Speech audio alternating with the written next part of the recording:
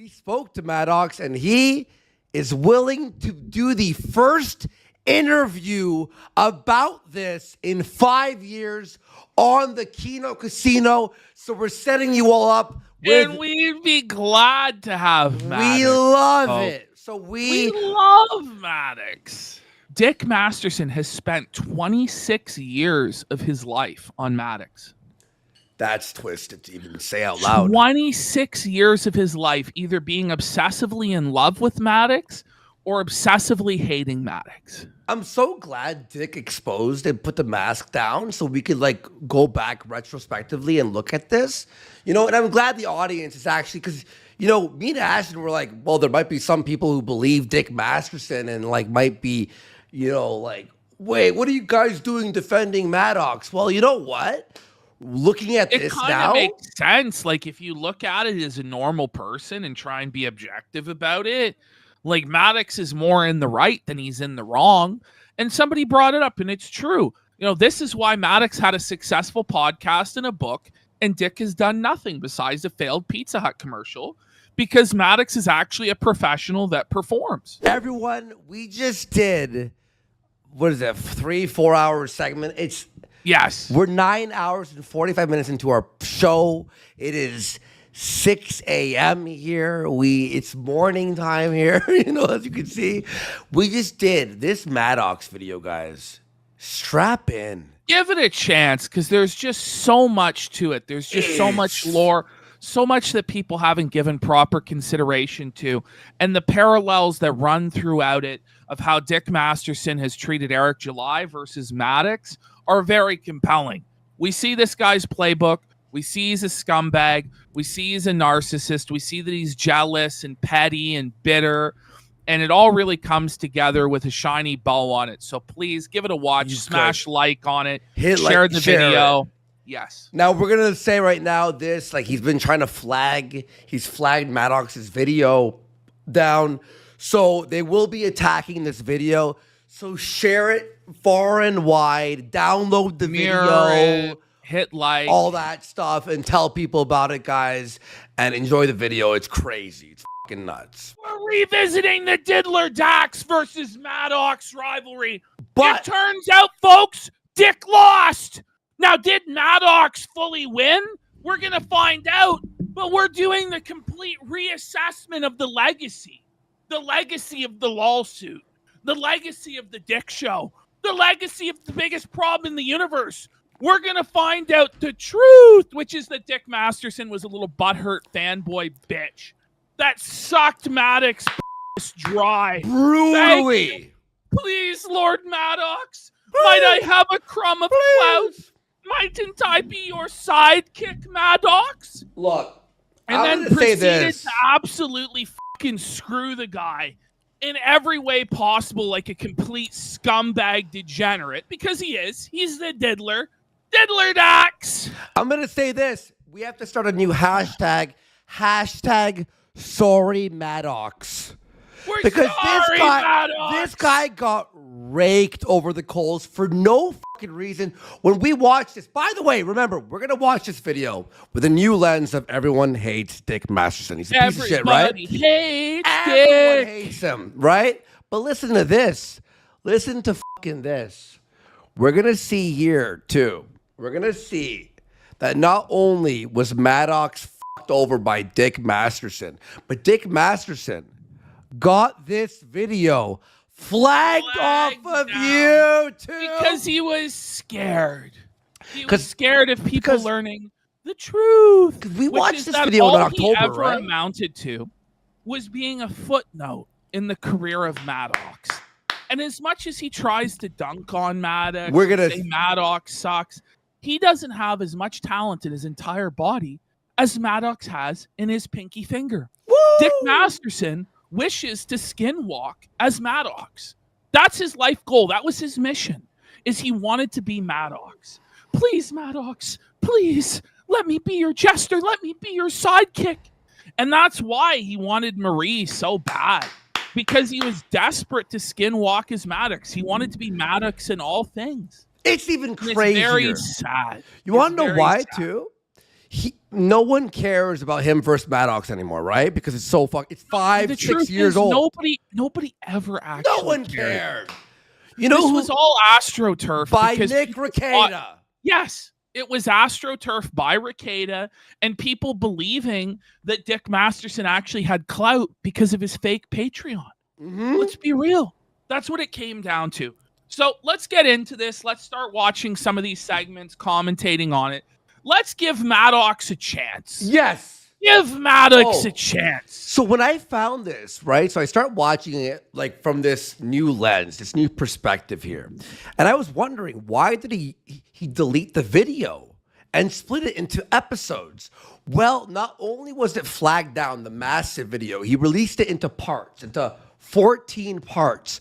But 2 of them are mysteriously flagged down. And I asked Maddox himself, why were these deleted?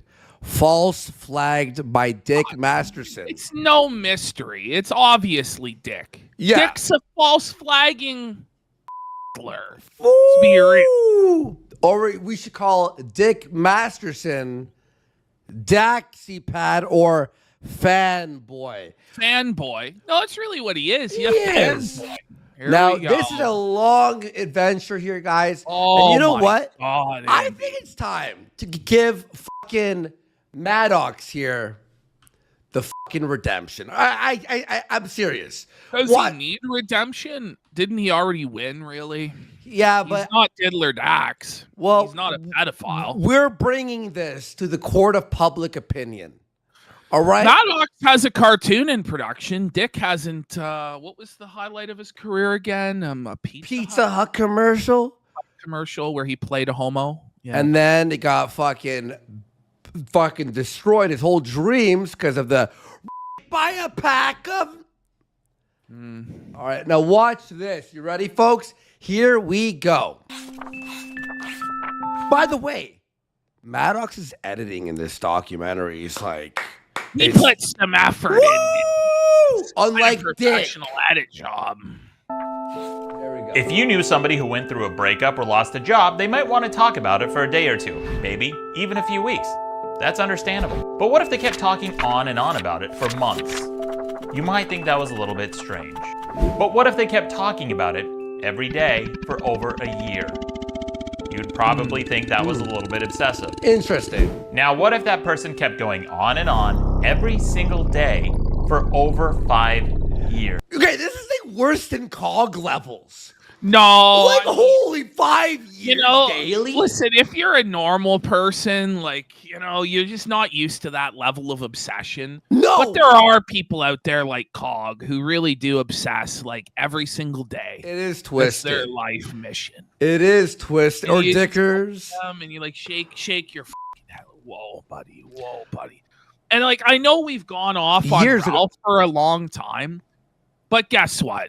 Even we had to move on eventually. But Dick Masterson just won't move on. He just won't move on from Maddox. Yes, and it doesn't do anything for him. It's not like it's a hot topic that's bringing in all this engagement. It's just this seething, pathetic, bitter jealousy of a man he was desperate to skinwalk for a decade. Yeah. That's it. Oh, and by the way, Joe Star went, is this the big drop? Because I've seen this years ago. First of all, it's October. Second of all, it was flagged off. Third of all, people didn't give it a chance. And lastly, I'd like to say we spoke to Maddox, and he is willing to do the first interview about this in 5 years on the Kino Casino. So we're setting you all up. And we'd be glad to have Maddox. We love it. So we love Maddox. And you know what, guys? Suddenly, everybody's opinion of it changed real quick. Woo! They're like, "No way, Maddox is coming on." Right? So, but here's the thing: is we have to have this on the clip channel. We have to break it down. We gotta build up hype for the appearance of Maddox. Yes, because Maddox is a legend, and we're gonna fucking break it down so people on the clip channel get ready for when he does, maybe in a week or so, hop on the show. They know the lore, and we break it down for you. Here we go.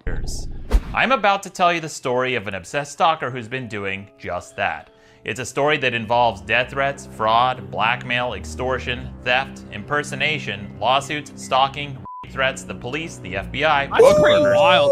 You just go do. Oh, it's a bit overwhelming there, man. Oh, and by the way, this also has to do with Eric July. Because Yes. we're going to see a lot of We're going parallels. to see a lot of parallels, a lot of scenarios that are very similar to the Eric July situation. Because Dick Masterson is an unoriginal, untalented hack bum that's not even really a good troll. Exactly. Yeah. Neo-Nazis, restraining orders, crooked journalists, Sheesh. 2 ex-girlfriends, Not and a the guy who acts like neo-Nazis. one. No. This is the story of what happens when fans become stalkers. Maddox, blast! Let's go! Let's go! What's the secret? How do you get so many downloads? Like, how do you start something like that? And I was like, oh, it's easy. You just glom onto someone who's way more famous than you. Like, Ah! admits that he's a bum. Oh no! He's a fucking bum. He really is a bum there. Daxy folks. Pat. Self-help. Guilty! Guilty, the parasite that is Diddler Dax. Just straight up admitting that's what he did. He glommed onto Maddox because Maddox was more famous, more talented, more successful than he would ever be. And he's like, oh, I'm going to make it. It's the same strategy all the bums around Diddler Dax employ. Vito thinks, I'm going to be famous, buddy. Come on. Come on. Riley thinks he's going to be famous. And by the way, I love now that people are seeing through the mask, the facade that we've seen The through Emperor has years. no He clothes. doesn't. Anybody thinking he was ever anything was delusional. Like, for real. It's brutal. Welcome to the best show in the universe. I'm Maddox. What would you do if somebody told a lie about you to get attention? Would you respond to it and give them the attention they want? Or would you ignore it and take a hit to your reputation? It's a lose-lose situation, and you might choose to ignore it if it was a small or occasional lie. But what would you do if the person told thousands of lies about you almost every single day, smearing you for over half a decade? Okay, that's kind of like. See, and now this is That's the kind thing of is, nuts, dude. I understand what Maddox was thinking. It's like, you got to ignore this shit. You got to ignore this You know, shit. Yeah. But honestly, if he had just come out 5 years ago and explained his side of things and presented a lot of this evidence, he would have been way better off than filing that lawsuit. Yes. And if he was going to sue somebody, it shouldn't have been Asterios. It should have been fucking Dick. Dick was the one who was actively interfering in his business. Wait. And unfortunately, because he had a bad lawyer who didn't sue the right person, Maddox is now castigated. Oh, well, fuck him. He's an idiot. Da-da-da-da. But he actually does have legitimate grievances against the Diddler. Like, he Wait, really does. Ash. And we're going to hear them. Ash, I'm sorry. Pardon my ignorance. He didn't sue Dick. He sued.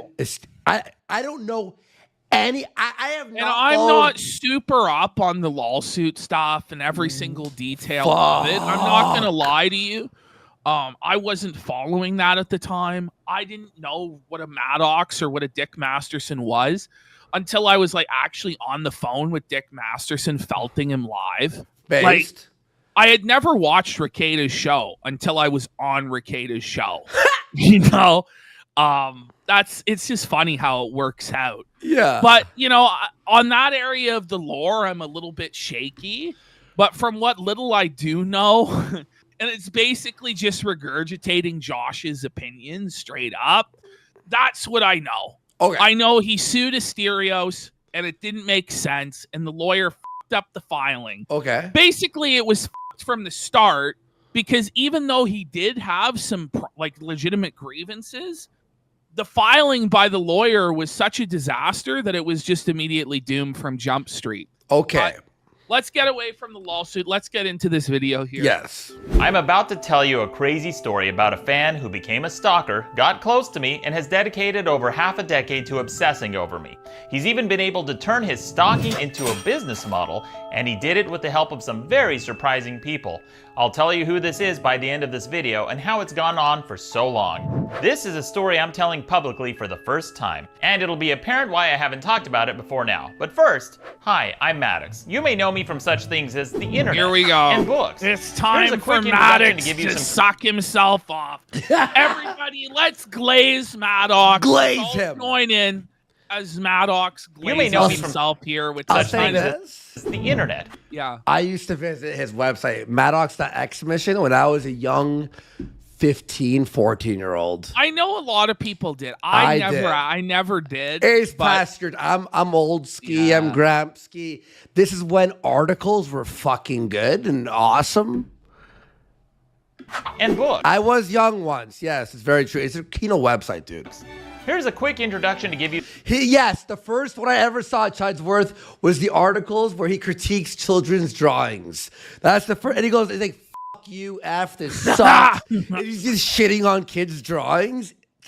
Someone sent me that, and then on MSN Messenger, and I was a fan since. some context for those of you not familiar with who I am. For over 20 years, I've written several books, hundreds of articles, wrote a comic, and even worked on several video games. I've appeared in everything from Time and Newsweek to CNN, NPR, Now look, and even the front page of the New York Times. I know he's sucking himself off here, but it makes sense with the video, right? Because the whole thing he's setting up is he was something, and then Dick came in with nothing. That's what he's setting up. That's what he's setting up here, and it makes sense, right? You know, when you have credentials, you have a right to glaze yourself to a certain extent. Yeah. Times style section. I've been in movies, TV shows, and even hosted an entire season of a game show that I'm not even sure is aired anywhere because I haven't seen it. Okay. Oh, idiots. I also appeared on an episode of Penn and Teller's Bullshit where Penn Jillette took a huge dump on me and later apologized after I called him out for it. I think old people should be shot into space. We've seen That's kind of so. I've seen that episode, actually. I saw What that, happened? yeah. Did you tell people? I don't remember, but I know because I've seen every episode of that show, but I haven't watched it. It must have been a decade or more. Did they think he was trolling, obviously, right? And they believed the troll?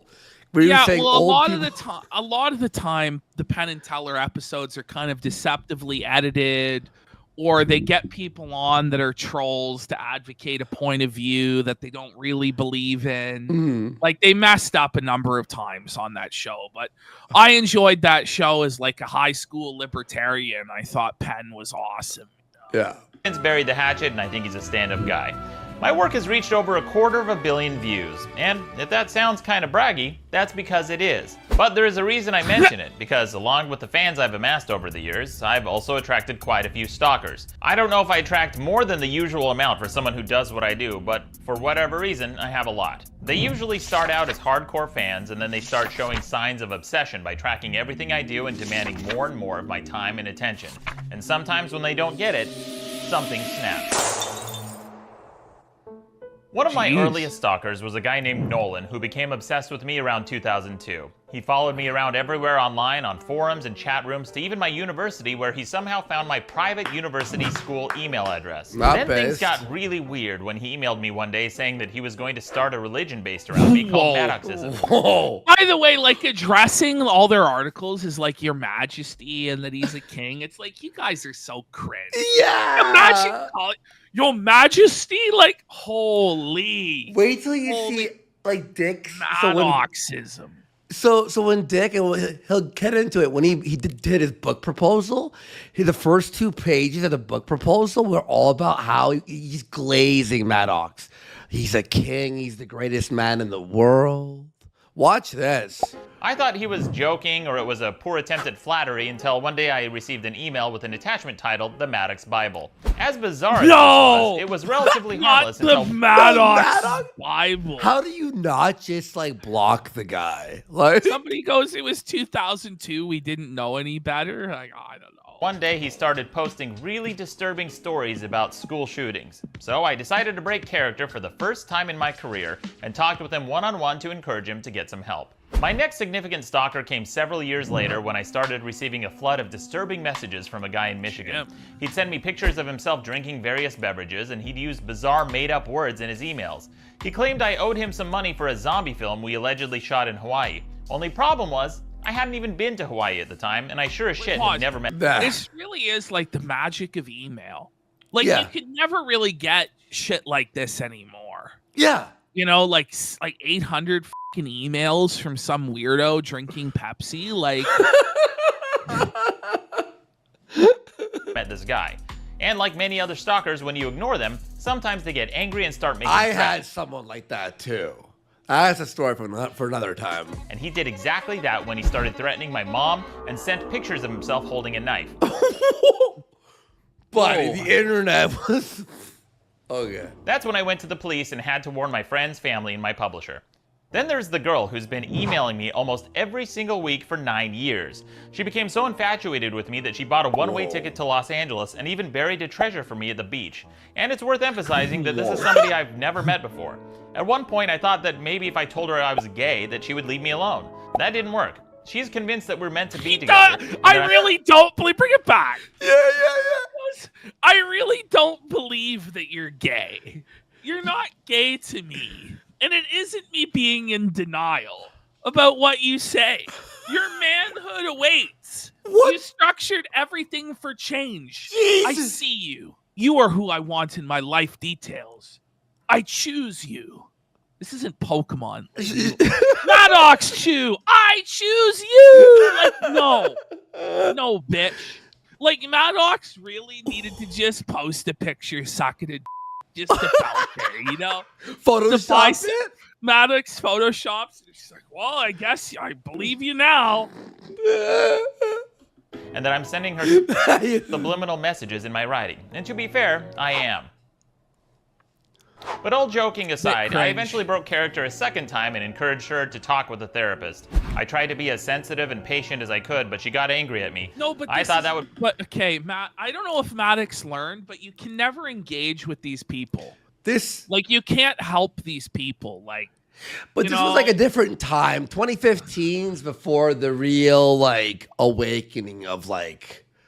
Just ignore, block, you know what I mean? I mean, yeah. But he should have known, but, you know. Would be the end of it, but she still emails me to this day.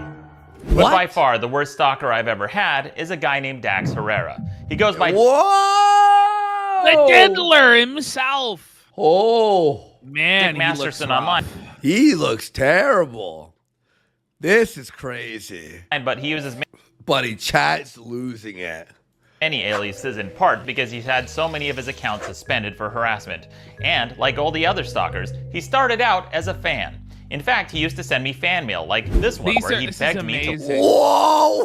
Look at this loser. This guy really thought he was Jim Carrey. When you go back and you watch the high school videos of Deck, he really wanted to be Jim Carrey, and he's trying so hard there to be Jim Carrey. Look at it. Look at listen that. to the subject line.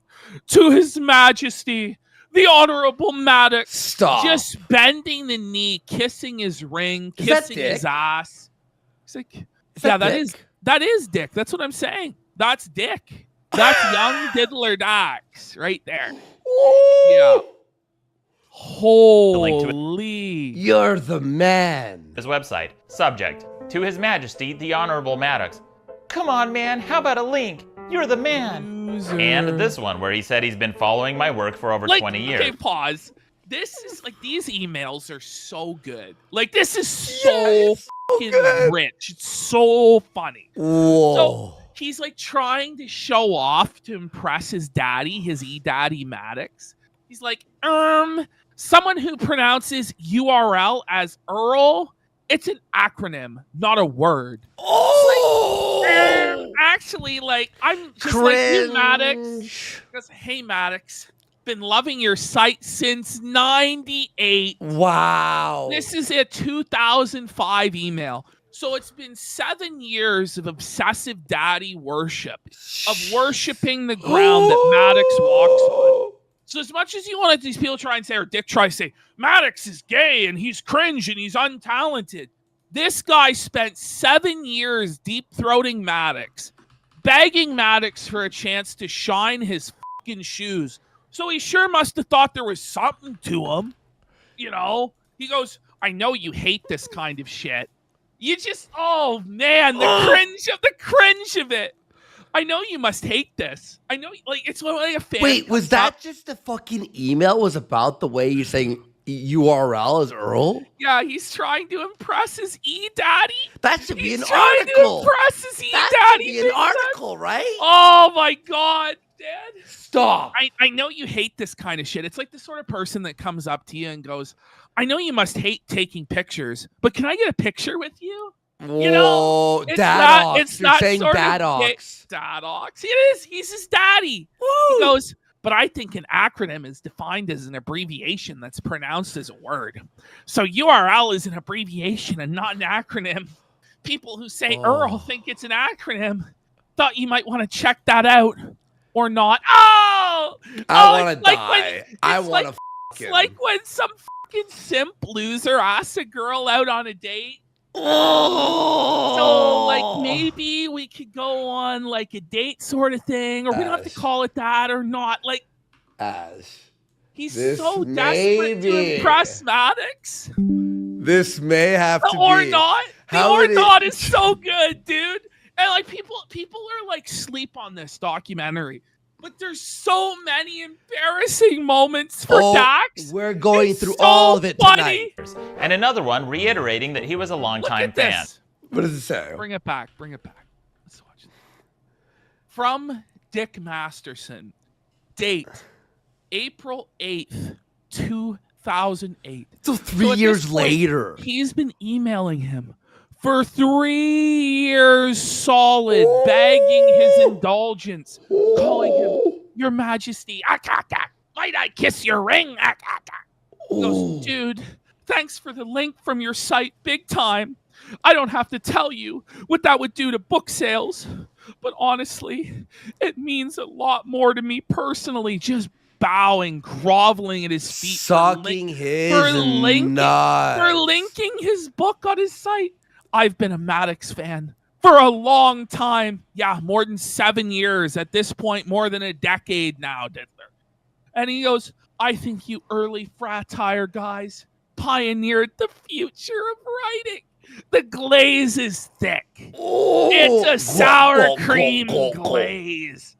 Not just by being funny as hell. The cringe of it. Not just by being funny as hell, but because you got off your ass and worked hard. It's an honor to be associated with you, man. This is actually worse than the fucking Simtex. I didn't even pause on these. This is terrible. Fan. But unlike the other stalkers, he actually did get close to me. We even became friends and worked together. I'll get into who he is and how he got close to me in just a moment, but in short, we had a falling out when he was— Look, everyone's just saying this is fucking gay. It's really bad. How much older is Maddox than Dick? Or was Dick actually looking up to a man that was younger than him or about the same age? I don't even know. Because it's not even that he's like, I don't even think he's 10 or 15 years older than Dick. And Dick's like, oh, this great older man. He's literally looking like, yeah, they're around the same age. Yeah. Whoa. It's sad. This is fucking crazy, dude.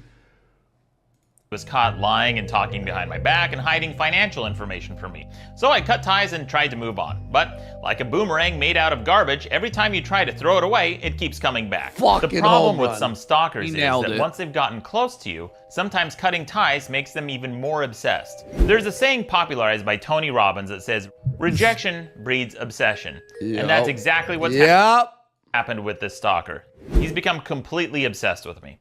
What I'm about to show you was collected with the help of fans because it would be nearly impossible for me to do on my own. I want to stress that this is just a small sample of the stalking and obsession. In 2021 alone, he tweeted about me over 380 times. First of all, that's fucking crazy, but it's acceptable. The year before that, 475. What? And before that, over 500. Okay. And from 2016 to 2017, over 2,033 times. What the fuck?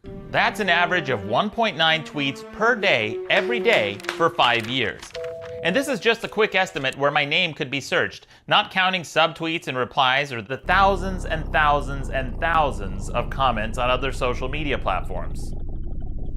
He just has nothing else. Holy shit! It just never ends with him just crying about Maddox. What the fuck, dude? This is psychotic, actually. This leads me to one of the first reasons I've stayed quiet about this for so long. It's overwhelming. If you read these tweets 4 at a time, back to back on a 6-inch smartphone, This is pretty you have to wild. scroll over Yeah, this is a crazy comparison. 752 full pages. At 6 inches per page, that's about 376 feet of tweets. That's taller than the height of the Parthenon in Greece, stacked on top of the Colosseum in Rome, stacked on top of Niagara Falls. What the f? When you put it in that perspective, that's crazy, dude. Whoa, Yo, Dick man. Masterson needs to be checked, bud. Bruh. Bruh. Oh my god.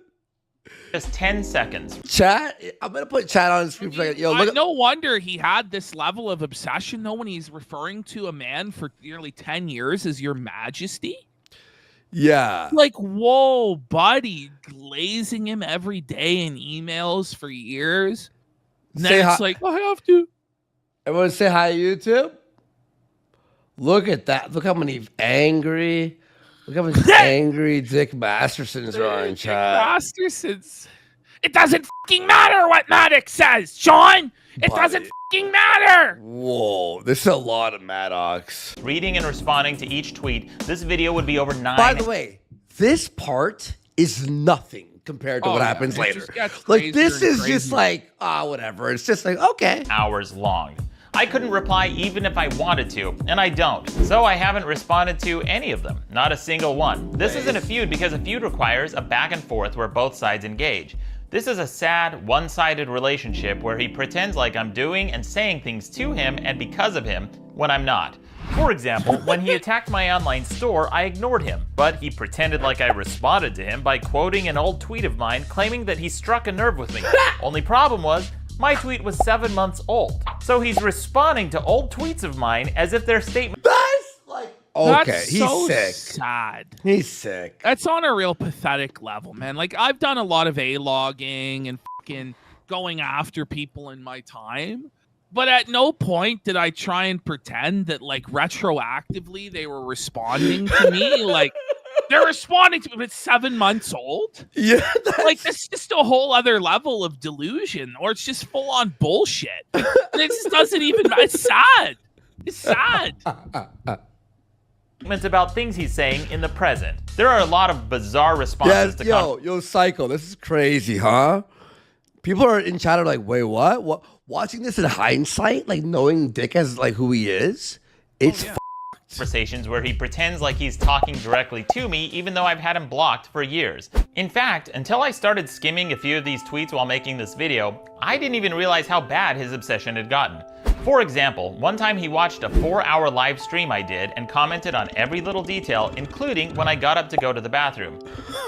So he's got Dick blocked for years, and Dick is live tweeting every millisecond, even while he's taking a shit. I literally can't take a shit without him obsessing over it.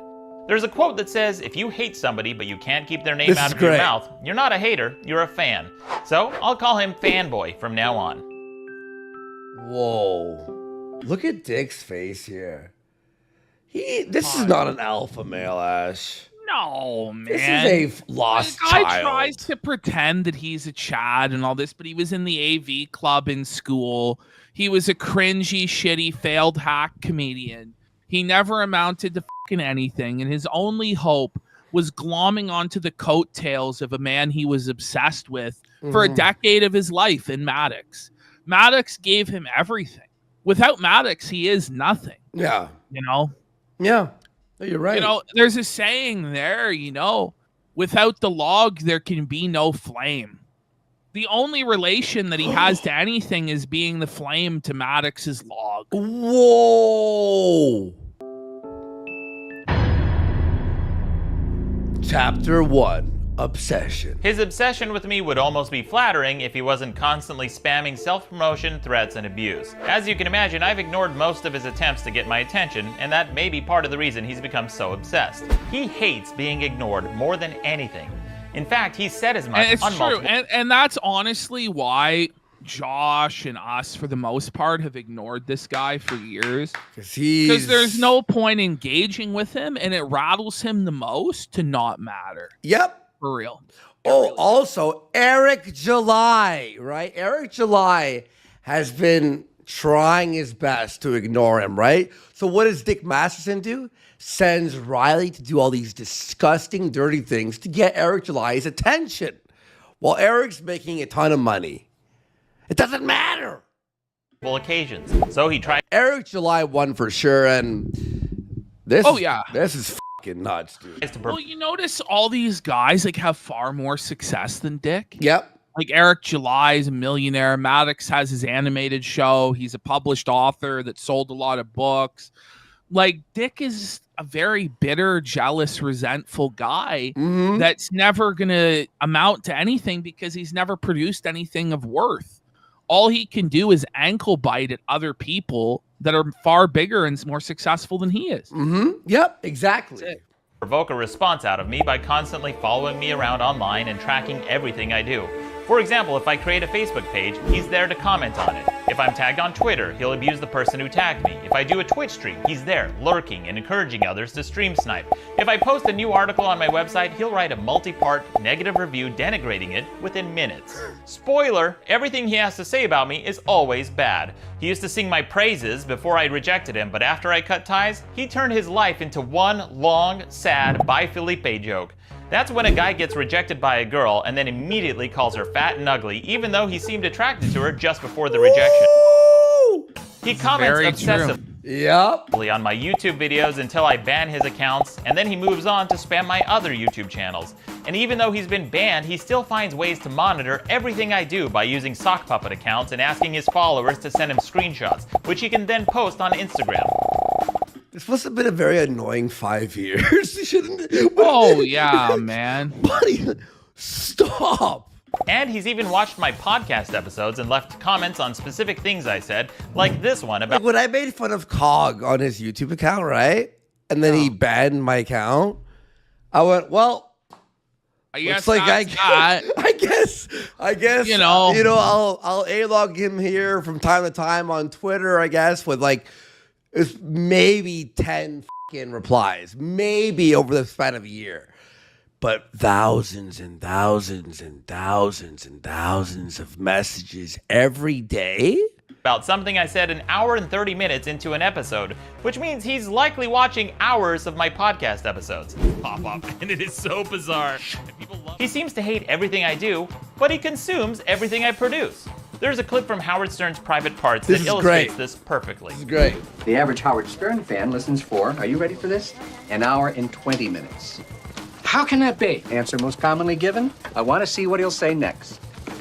All right, okay, fine. But what about the people who hate Stern? Good point. The average Stern hater listens for 2.5 hours a day. But if they hate him, why do they listen? Most common answer, I want to see what he'll say next. Now you might be thinking this would be amusing. You know, with Ralph, it almost kind of really did become like that. But the problem is now he's just so boring. Yeah. And it's like, it's to the point where you just can't fire yourself up to watch it because it's just the most boring, pathetic shit. There's not even any point to hate on him at this point. Yeah, it's just sort of like this shell of what used to be a person, you know, just... Yeah, someone says this, Ralph makes me sad. You know? It is. Yeah, it's just sad. It's just like pathetic.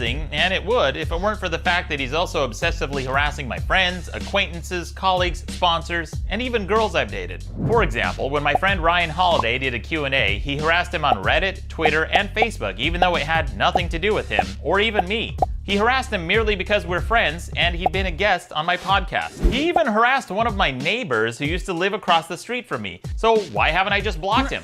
Well, like I said, I have blocked him. Okay, you bring it back, like, that's fucking unhinged. So At the you're street DMing, like he goes, look at, yes, let's on my read podcast. This. He even harassed... Pause. Wait, I remember you. Maddox's friend from across the street? DM me and I'll send you my Skype number. The show records this Sunday at 3 p.m. Like, Whoa. It's like that obsessive. Just somebody who's touched the hem of Maddox's garment. It's like, whoa, this is a valuable guest, worthy of my listeners having to listen to them. Whoa, you one time touched grass upon Maddox's lawn? Whoa, my liege. Okay. Let me roll out the red carpet for you, sire. Like, this is that's where sad, dude. This is where it gets twisted, right? So you go like, what's the interview like? So what did he look like when he walked out of the house? What did he look like when he started the car? Did you ever see him get groceries? Did Yeah. he buy bottled water? Did he order food? Did he order pizza? Do you know how often he got DoorDash? The twisted mind of Dax Herrera, folks. Asked one of my neighbors who used to live across the street from me. So why haven't I just blocked him? Well, like I said, I have blocked him everywhere, but he keeps making new accounts. And again, this is without any provocation. I haven't responded to any of his relentless Facebook and Twitter spam. And when he's not directly Look, when we See, but A-log that's people, what's right? crazy. There's We a back usually- and forth. We usually get responses from them. Yeah. You know what I mean? Like Or when there's like back somebody and that's like not a whole lot of times being spent. You know, we're watching a clip or whatever. This is crazy. right? To go on and on and on for 5-6 years just with no response whatsoever. Yeah. But then to pretend that you're coming up with like he's responding to you with elaborate copes in your mind. It's very sad. Well, so it's also for the show. Yeah, but yeah, it's for the show. When we A-log and it's back and forth, it's for a show, right? He's doing it on his own time. And there will be a part you'll see, guys, that he actually, when everyone went out for New Year's to party, drink, get laid, have fun with loved ones, right? Dick Masterson seethed on Reddit. He Till spent his 4 whole a.m. New Year's Eve till 4 a.m. seething about Maddox. No joke. Look, we could go after iDubbbz and Anissa too, right? We make fun of them once a week for a video, and that's it. We don't message them 24/7 and find I'm their not neighbors. on iDubbbz Facebook. Like, oh, yeah. Like there is a sickness to this A-log. It's not even A-logging. It's stalking. contacting me, he'll sometimes ask people to stalk and harass me on his behalf. Here he is directly asking. Oh, where does that? Who does that sound like? Riley and fucking Eric July? Leave a comment for Eric July. Okay. Right? Hey, Riley, you want to go fucking visit Eric July's comic thing? People to spam my website, and he's even asked and encouraged people to harass me in person. In fact, he's even offered them rewards for it. For example, this creepy stalker came by my booth at Comic-Con and covertly recorded videos of me like a one-person TMZ channel, except he didn't just take a creepy, obsessive video from afar, he put a sticker on my monitor and Fanboy offered to reward him for it. But his obsession doesn't... Who does this remind you of, though? It's the same playbook he used against Eric July. When he sent Riley out to put stickers and put up cash on his place of business. And it's textbook like bullshit intimidation tactics and taking it to real life and fucking with people's real businesses. And honestly, if Maddox had compiled all these instances of dick fucking with his business, he probably had a good case for tortillas interference or whatever it's called there. For real. It gets worse, folks. Stop there, because Fanboy has created... This is nothing, by the way. Again, nothing compared to what we have going on soon. A podcast where he has talked about me or referenced me almost every single week for over 5 years. If you isolate just the clips of my name being mentioned, this goes on for over an hour. An hour. If you were to take, only on his podcast, say his name for, it'd be 1 hour. Maddox is Maddox.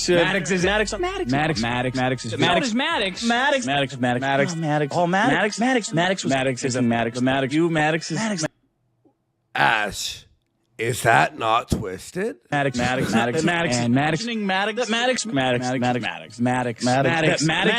you took us saying Ralph and Well, lined that's it up, what I was about to say. It'd be 6 minutes. I don't know. You think it'd be longer? I don't know. It's been almost fucking a year though since we really went at Ralph hard. No, I mean like for the real. last 3 years, right? Maybe 3-4 minutes. Ralph. I don't even know. Actually, I don't know. I honestly don't know. I think it would be longer than 6 minutes. You think? I don't know if it would be this long. Be 48 hours. You know, we have to have some level of self-awareness about this. True, But at the same Ralph time, it's not attacked us quite back like too, this. though. Yes, it would go back and It's a forth. back and forth, It would be though. content, you know. Yeah. Maddox, hell, Maddox had Maddox,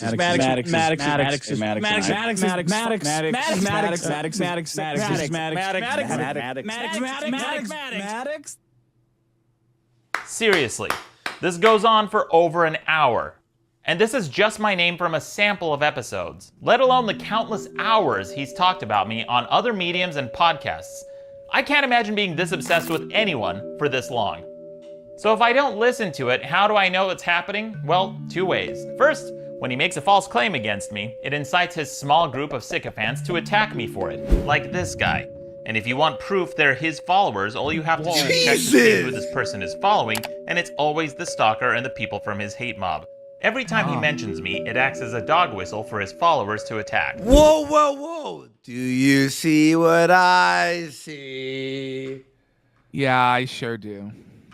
Yo, shut it down. He knows this, which is part of the reason why he does it. And second, I've received lots of help from my fans. Without the help of my fans and some amazing transcription software, I wouldn't even know the full scope of his obsession. And I'm sure there's tons of stuff I've missed because some of what I found while making this Do video you was think as he was making this, he was like, what the fuck? shocking even to me. And of course, I want to emphasize that I haven't responded to any of this. And why should I have to? Imagine if you had to take 20 or 30 minutes of your workday to respond to your stalker who's obsessed with you every single day for over 5 years. If I address the smear campaign, it gives the stalker attention, which is what stalkers want.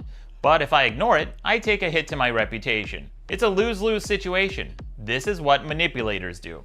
They try to force people into giving them attention, which in this case is getting free publicity and content by forcing someone to respond to your slander. Here's an example of him trying to manipulate someone into making a public statement on his— Wait, look at this. I offered you the chance to call in and talk to the artist you've been accusing of stealing your money and content. You refused. Not sure why. It's like, why should he respond? Why do you think he's entitled to you coming onto your podcast and talking to somebody about a dispute? so we can use them for free content and publicity. And if they refuse, he'll accuse them of being guilty. It's a slimy and manipulative thing to do. A more notable example comes from the cable news pundit Glenn Beck, who routinely spreads misinformation and Not half-truths. Glenn He Beck! had a red telephone. Yeah, Glenn Beck could be like, you gotta call in. Yeah, You better call in or you're afraid. his desk for the person he's incriminating to call in and set the record straight. And if the phone doesn't ring, which it never does, he'll use that as proof that the accusations must be true and therefore the person must be guilty. Dial tone still works. He was such a shit disturber, you know? I haven't seen this guy in, 10, 13... I know he founded The Blaze, and it went on to be big in, conservative media. But, I remember this guy, I think he was, crying on TV. Was he? He would get, he had, the blackboard. Did you ever see this guy? He had, a blackboard or, a whiteboard where he would draw out diagrams. No. He was nuts, dude. Yeah. He was crazy. Him and Alex Jones were feud for, it was crazy, man. Buttons still work. Get anything wrong, I'll correct it right away. Bring. Hello. Oh, I got that wrong? Hang on. Let me correct it. Oh, she didn't call to correct me on that. Yeah, That's the weird. blackboard. Oh, is that the board? Yeah. Yeah. And he would draw. He'd have all these diagrams. He would draw. It was crazy, dude. Must be true. We shouldn't have to live in a world where someone can slander you endlessly and hold your reputation hostage unless you give them attention. I shouldn't have to spend my time like this. Nobody should. But this goes far beyond just slander and manipulation. A number of people have told me that they think Fanboy is trying to become me, including one of his former friends and No, that's the truth. He Yes. actually is trying to become Maddox. He's a skinwalker of Maddox. He's desperate to be Maddox. It's sad. Yeah. Well, his whole gimmick is stealing the manliness thing from Maddox. He's Maddox. It was costume. Maddox. Like, it's honest. Yes. That's crazy, actually. Watch this, too. Co-hosts. And there may be some truth to it because it seems like Watch. Fanboy copies everything I do, but poorly. If I create a podcast website, he'll steal the design Ricado podcast, by the way. and make a shitty version of it. If I take a photo on my throne, What's he'll this? find one exactly Oh. like it and even do a similar pose. He even dresses like What's me. this? He saw an interview where I wore this shirt, so he went out and No, Dick, that's shameful. Every buddy. time he would do something. Swagger jacking Maddox? got Yeah. the Buddy. exact Buddy. same one. That's fucking nuts. But here's the part where things get really creepy. Imagine being a swag thief is worse than being a beat thief, by the way. Fanboy is even dating one of my exes.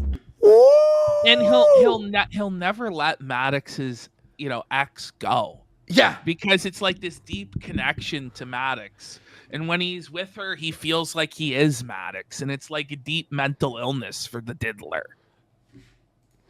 I'll talk about her along with her involvement in all this stalking and obsession Buffalo later in this Bill video. here. But suffice it to say, it's extremely creepy. This is some single white female shit. In the 1992 movie Single White Female, the protagonist meets a woman who seems friendly at first, but the woman becomes obsessed and starts acting like her, talking like her, and even dressing like her. And here's the kicker. She even tries to date one of her exes. Sound familiar? You've got to be kidding. Whoa, buddy. Have you seen that So, movie? I haven't seen that. I have not seen it. Finally addressing this in public to tell people what's been happening and to hold all the people involved in this smear campaign accountable. And also because this is a problem more and more people are facing every day. You don't have to have an online following for this to happen to you anymore. This is a growing problem that needs to be on more people's radars. So I'm finally telling my story because we unfortunately live in a world where nothing ever gets done unless you make a big public stink about it. Sometimes you have to shine a light on cockroaches to get them to scatter. So by now you're probably wondering, who is this guy and why is he so obsessed with me? Like I said, he's a fan who reached out to me years ago because he hated his day job and wanted to get into comedy. He describes himself as manipulative and a liar. I know that I am a manipulative prick. I know I have that in me. And I lie all the time, I don't care.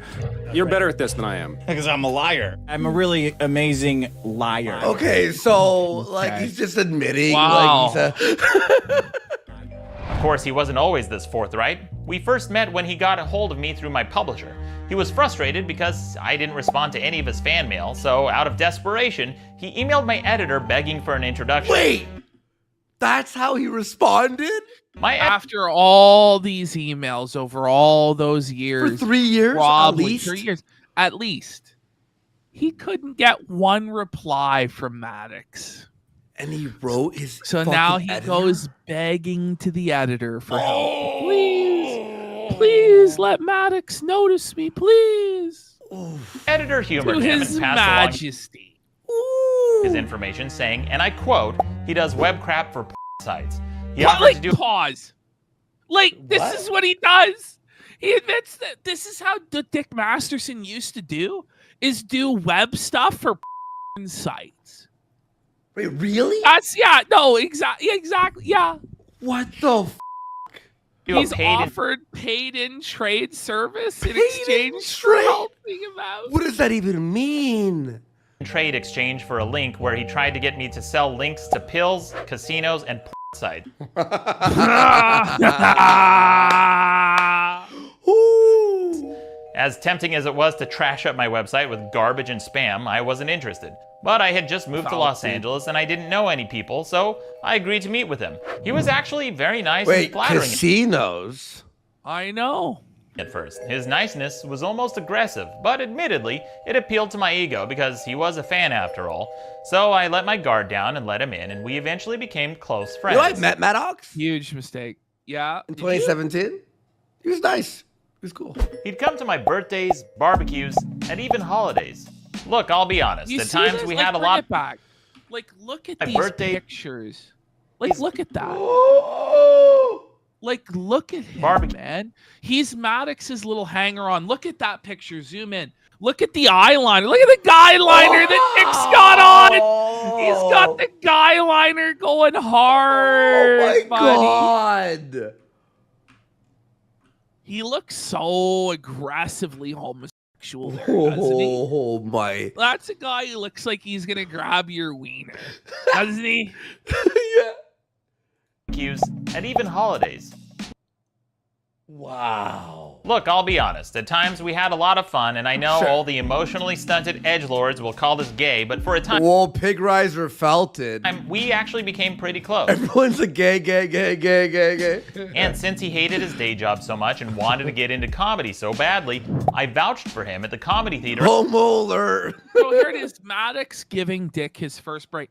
Dick didn't earn anything. No. Dick didn't go through like open mic nights and and having bottles thrown at his fucking head. Yep. He didn't go through having no audience and having to build it from zero. Yeah. He was gifted a hand up by Maddox. What a piece of shit. Because he's a fucking bum and he never would have made it anywhere on his own.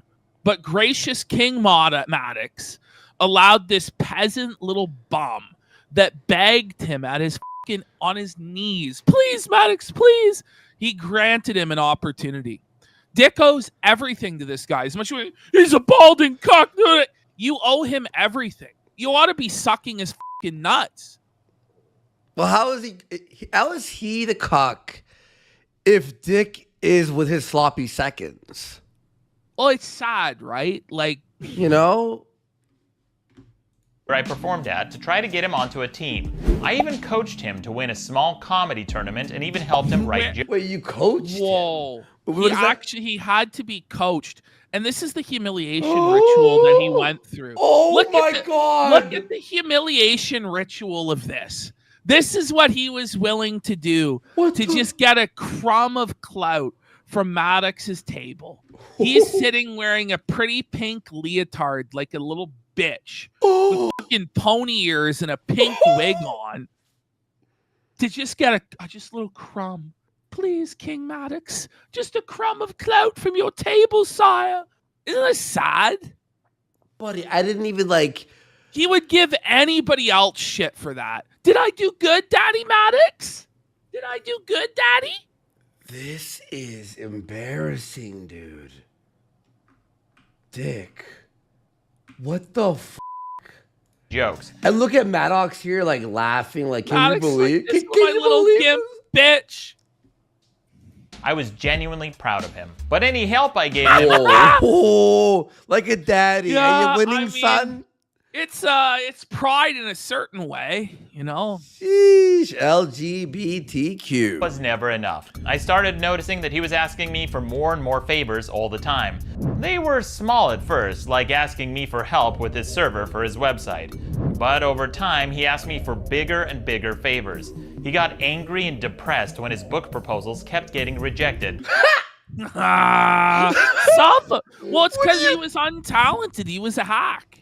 Oh my gosh. And he seemed... I did it for the art. Ashton, it's for the art. It's the art of it, Sean. Every time I got a new book deal. So he begged me for help and asked me if he could pitch a book under my name as a Maddox Presents title. A Maddox Presents No, title? isn't that pathetic? You couldn't sell your own book. So it has to be sold under Maddox Presents. Maddox Presents. And he even begged me to write part of the book for him. At this point... Wait! You asked him? Oh, while I was doing research for this video... Can you write the book for me? This is a lot of favors, you know? I came across something that I'd almost completely forgotten about. Uh-oh. When I found it, my jaw dropped because I realized there were signs of his obsession all along. Really? It was a huge red flag, and I should have paid closer attention to it because it would be a sign of what's to come. Uh-oh. The first thing on the title page of his book proposal was my name and logo with Maddox Presents right on top. The cover was lazily ripped from a Steve McQueen movie, but here's the part where things get really strange. He wrote the entire first page of his book proposal about me. Now, mind you, this is his actual pitch that he sent to publishers, and he made the... Who is Maddox and why is he presenting? Maddox is an infamous pirate. The cringe of it. Like, Oh, my skin's like peeling off. Introduction about me, writing a full-page essay gushing my praises. He mentions me 28 times in the Maddox Maddox Blast is a god. Maddox Blast. Look. 25% of me is still 24 times more than the average. Wait a minute. There's Dick saying that Maddox is God. Yeah. Whoa, buddy. Whoa. Whoa, buddy. The and where do you see E-Daddy Maddox worship Blast? is strong. Where do you see a full page? where do you see Maddox Blast? The black bars that say Maddox Blast. All right. Wow.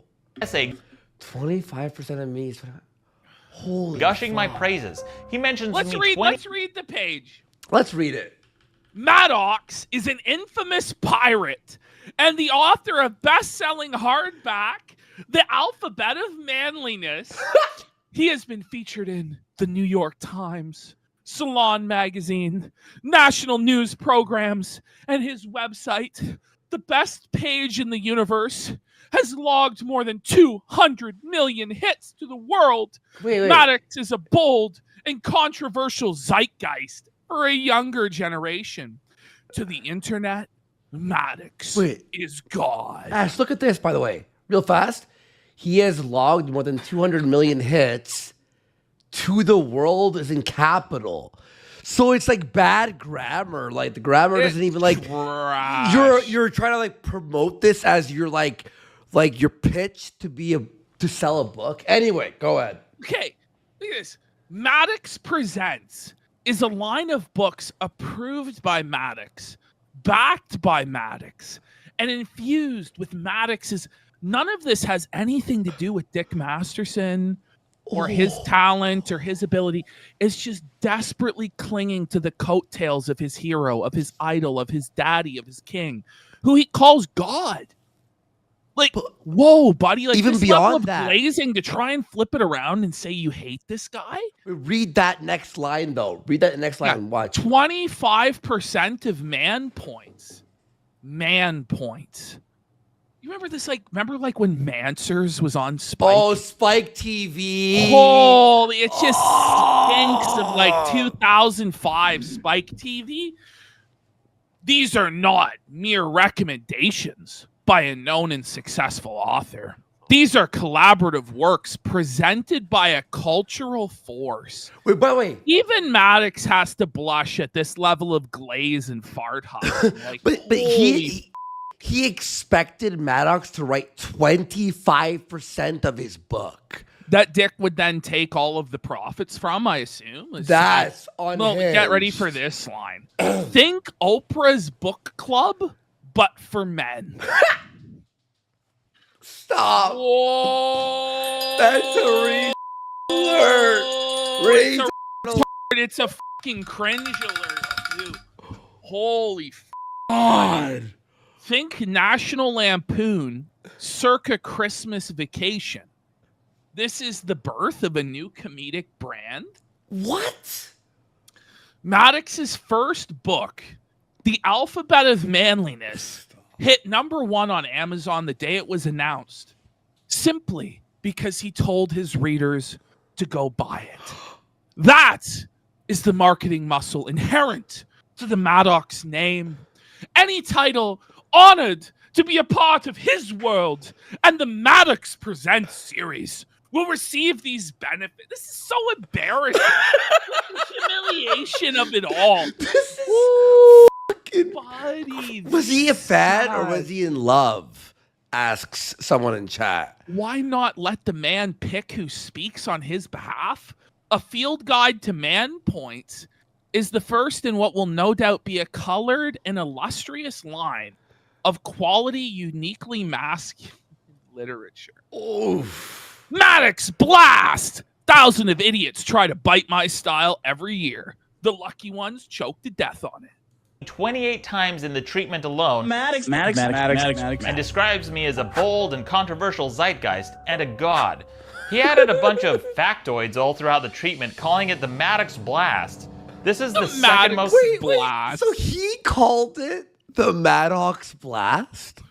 That's gay. Maddox Blast! This is the second most embarrassing thing I've ever read in my entire life. Maddox Blast. He even told the publisher I'd write 25% of the book if it ever got sold. Spoiler, it didn't. In fact, the publisher sent... Spoiler, it didn't. Look at his face here. It didn't. In fact, How did Dick ever become popular? Was it all AstroTurf Andy, lies? let's be real. He was never popular. That's He was never popular. He just managed to weasel his way into a lot of panel shows because he had a big number on Patreon. That's it. The he never had Patreon any must real have been a clout or lie, engagement. right? It was, dude. It was never legit. Maddox is even going to get into this documentary about how none of Dick's engagement is real. Yeah, he will. sent me an email that I never shared with him saying that his book wouldn't sell without me. I didn't share this email with him because I didn't want to hurt his feelings. Hang on. As for Dick, he goes, I know if he's a solid guy and a qualified agent. However, from my point of view, I'm representing you, and Doc's book won't sell without you. So what claim could Dax possibly have? If you're involved in the book, we have to do it per your contract, in which case I would expect to represent it, unless, of course, you want to fire me, which I sure hope you don't. Wait, so the agent was like threatening to quit? Well, no, the agent's just like, this doesn't make any sense. Like, But why did he say, unless, of course, you want to fire me? Like, what does that mean? Oh, well, he expects to represent the book because he's his agent. You know, he would have to be involved in the book because it couldn't go forward without Maddox. True, So he's okay. saying, of course you're not going to fire me. This is a fucking shit show. But I didn't want to give up on him, so I started inviting him to network pitch meetings and try to help him get a job. Wait! So this guy, like, it was like a make his dick. No, I know. It's like a make-a-wish child. And Maddox, like, granted his wish, and then it backfired on him, like monkey paw style. Job in the industry. I introduced him to writers. Someone just goes, it was a joke. He knows how more valuable than he is than Dick. Yeah. Agents and managers, including his current manager, and even took him to meetings at... Dick has an agent? For what? Well, he thinks he's a big Hollywood star. He needs an agent. Please. His agent's probably like losing his mind. Spike, Fox, and Sci-Fi. I even attached him to writing projects that he was way underqualified for because he didn't have any film or TV writing credits. I tried to help him because he was my friend, and I like to see my friends succeed. And when that didn't work, we eventually started a podcast. And it didn't work. The books failed with his Maddox Presents, and then 3 fucking pitches all failed. Then he's like, fine, I'll do a podcast. It's straight up Make-A-Wish. This straight is beyond. Podcast together based on my website and all the problems I talked about in my writing. And by the way, the biggest problem in the universe, Dick stole that too. Well, who do you think owns the trademark on that, bud? Like, it's obviously from Maddox's site. It's obviously inspired by Maddox's IP. But Dick had... No, I own it. Okay. I invited him to be my co-host. The show was rocky at first, and a lot of people complained about his unfunny jokes and constant interruptions. God, I love Maddox, but I can't believe he's working with such an unfunny piece of shit like Dick Masterson. Look at this one. Dick, quit interrupting. I'm on here to listen to Maddox, not you stepping all over everything he says. You, sir, are the biggest problem. Whoa! Just felt it. Is that why Dick got fucking Vito? To make sure that, like, Vito is such a dirty scumbag that he has to be the doesn't alpha. want... Yeah, exactly. He'll never allow anybody with talent on because they might overshadow him. That's why he brings in the whack pack of losers. Wow. Seriously, a lot of people complained for months. Why is it that every time Maddox tried to talk, Dick Masterson interfered? Maddox, is this your show? Why are you back and forthing with someone who keeps playing up to some weird potential audience? He's barely able to grasp 70% of the ideological concepts you seem to be discussing. Dick Masterson, you are a all families are dysfunctional and all families screw up all family members all the time. Maddox, I got to give you props for the self-restraint. If you keep up these nags, then by week 8, Dick will have a problem with people who judge guys who get jobs from other guys. It's obviously not gay to get your dick sucked. This guy says it's painful to listen to. He's doing the whole devil's advocate thing. It's constant. But that's what he always does. Yes, it's the same lame bit for like fucking 8 years. Yeah. He still tried to push it through, even though everybody's like, this guy fucking sucks. He's terrible. It's like, well, he might get better with time. Months. My fans generally couldn't stand him, but I Dick stuck has been with an it. annoying twat. Sweet Jesus, Dick is a fucking moron. Dick is a narcissistic sociopath. He's interrupting Maddox every other sentence. To try to make it work. Jesus, Dick, just shut the fuck up. You're yapping worse than a woman. Let the fucking man speak his idea, then go on blabber. You know what we have to do? So we have to it is re-listen currently, to one of his... by the way, at this point in the timeline, it's currently 2014. He has been a Maddox fanboy for 16 years. 16 years at that point of slurping Maddox's balls, riding on Maddox's coattails. Maddox is everything to this man. He's the only hope he has to avoid his life of wage slavery and trying to sell boner pills online. Half of his life. Half of his life. He wasn't the best or the funniest person I knew, but I enjoyed doing the show at first because for me, But it when was a you chance consider it, Dick Masterson has spent 26 years of his life on Maddox. That's twisted to even say out loud. 26 years of his life either being obsessively in love with Maddox or obsessively hating Maddox. That's not normal. No. I don't even care what sort of fucking A-log you are. Like, can be pretty obsessive with trolling and shit on this show and other people in the sector. I don't know of any person ever that spent 26 years obsessed with some fucking guy online. Yeah. That's fucking fucked. I can't even, like, compare him to anyone else, to be honest. No. Goof around with one of my friends every week, and it soon became clear that the show was about our friendship. Despite our rocky start, he had his moments, and we eventually hit our stride. The podcast got a small but dedicated following. Not even DSP trolls, dude. And it did all right for a while. We even got as high as number 42 on iTunes. One time. He called it the Seinfeld of podcasts, when it was more like the Dharma and Greg of podcasts. Except Greg moves on, and Dharma becomes an obsessed stalker for over half a decade. Why are you doing this? No, don't ask me. I'm the insane jealous one. As we recorded more episodes, I started noticing This is fucking Ash, watch this. cracks in his facade. For example, I started noticing that some of his jokes had similarities to ones from shows he watched. For example, he kept doing this really bad Al Bundy shtick from Married with Children. This was probably the funniest joke he told on the entire podcast. Mine's a pretty simple problem. What do you got? Women. Can't live with them? That's it. Sound familiar? That's because it's an Al Bundy joke. Women can't live with them.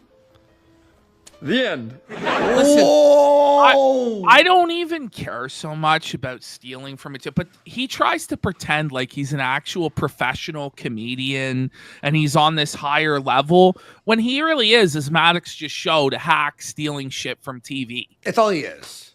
Well, Seriously. he stole from Maddox.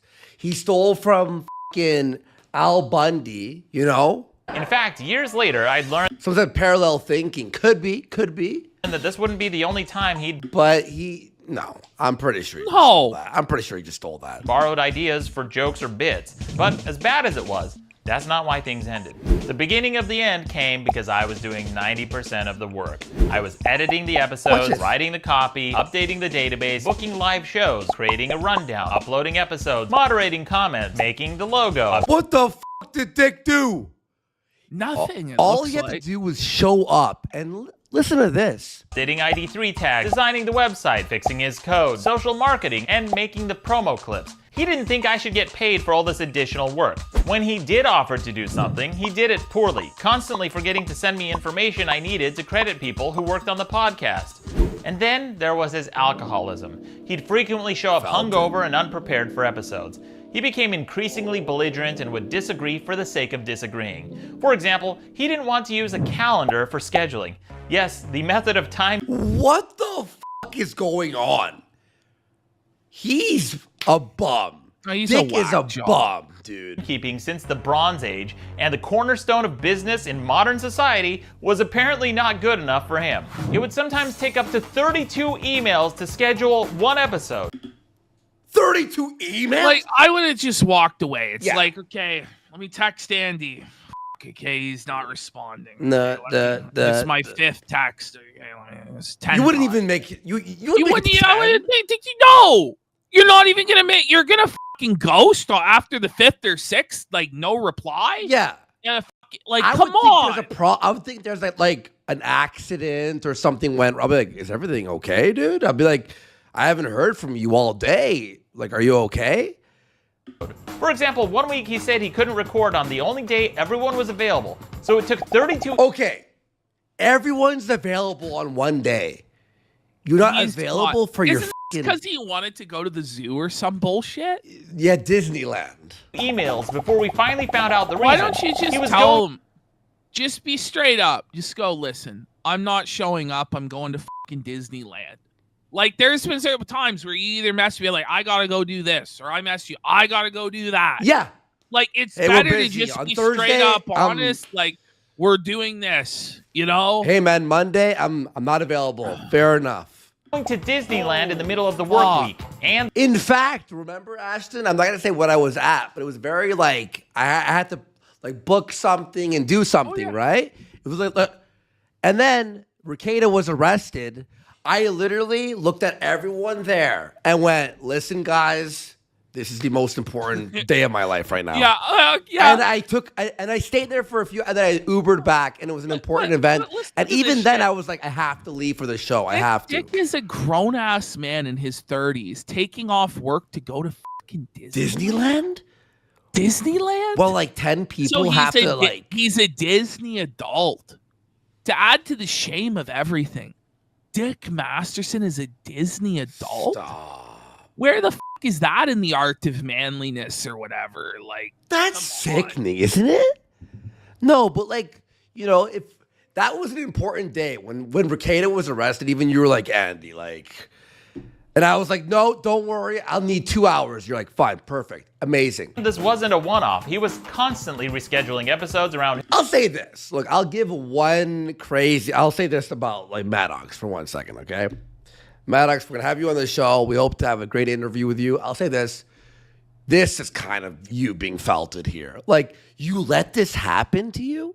Like, you were Maddox, you had all you these should have games just and fucking fired the guy. slapped him. Like, But out the of thing is, here. it's the problem is he thought he was his friend. Yeah, it's true. And That's true. That's when true. you mix work and you mix friendship to that degree, especially if you're friends first, it's a lot of like we started kind of as work first, As and then business.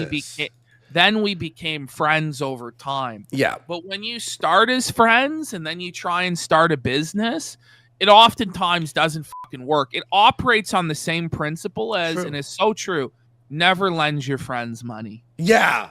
Just don't do it. It's going to destroy your friendship because it makes it awkward. Because if they don't immediately pay you back, then it's like, am I going to hound this guy for the money? Then he starts docking you. You never see him again. It's just better to never introduce that element into a friendship. Also tough to work with family too. It is. It's really tough to work with friends and work with family. And it's also hard when you're doing, something public facing where then suddenly people start getting egos about it when you're friends and somebody feels like he's being overshadowed or you feel like you're being overshadowed. And it's just not going to fucking work. Exactly. Yeah.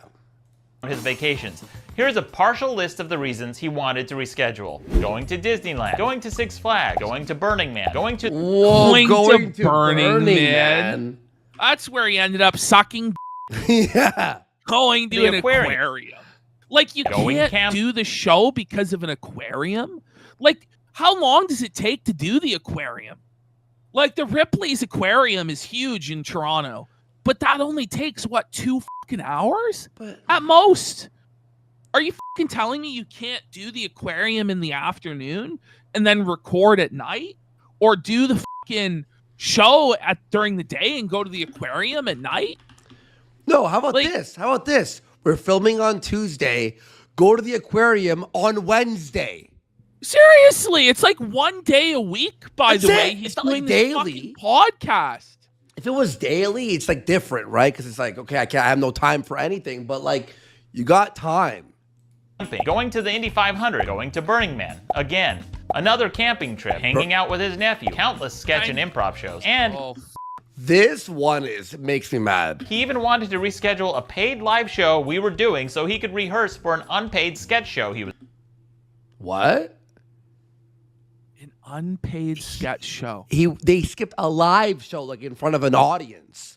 A paid live show to do rehearsal for an unpaid sketch show.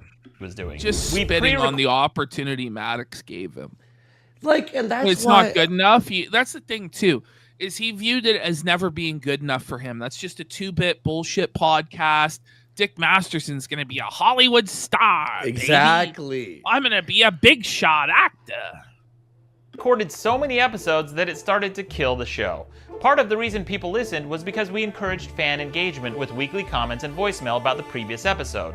However, when you pre-record so many episodes, it makes it impossible to bring in comments and voicemail because none of them would be relevant to the most recent recordings. Our engagement dropped. That's crazy. So they had to do like, it's like if we pre-recorded 4 shows to like. And our fans started to notice. We started receiving complaints about how the show sounded stale. And they were right. Near the end of our 2-year run, many of our fans had stopped listening and our downloads had dropped by 40%. It's over. I was doing the lion's share of the work for a podcast with a decreasing listener base with an alcoholic, joke-stealing co-host. The show was dead. It's over. Shut it down. Uh-oh. I could easily make an hour-long video just talking about what a nightmare it was working with this stalker, but it would be insane to spend that much time on a dead comedy podcast that ended half a decade ago. What kind of obsessed loser would do that? A lot of the disagreements we had were needlessly petty and stupid, like the logistics of using a calendar, but some of the more serious problems came with the show's finances. Despite the fact that Okay. This is crazy. It's real bad. This is real bad. This Maddox was f***ed here. Boy was lazy and didn't do much work for the podcast. There was one thing he did seem very enthusiastic about doing, and that's the bookkeeping. That should have been a huge red flag, but I trusted him. But soon I started noticing discrepancies in his bookkeeping. At first, 76. So the only thing that he wanted to do was get the money and pay out people? Dollars. No big deal. Everyone makes mistakes. Then I found another one for $346. And then another one for over $3,700. His accounting was a mess. So I asked to see. You're off by $3,700? Who the fuck is off by $3,700? Tax forms for the statements so I could double check his numbers, which he mistakenly referred to as W-9s. He meant to say 1099s. No big deal, right? Not when it comes to Fanboy. When I asked to see these forms, he not only refused to show me, but he went on a public smear campaign saying that I asked him for the wrong forms, even though I used the name he called. Wait, what?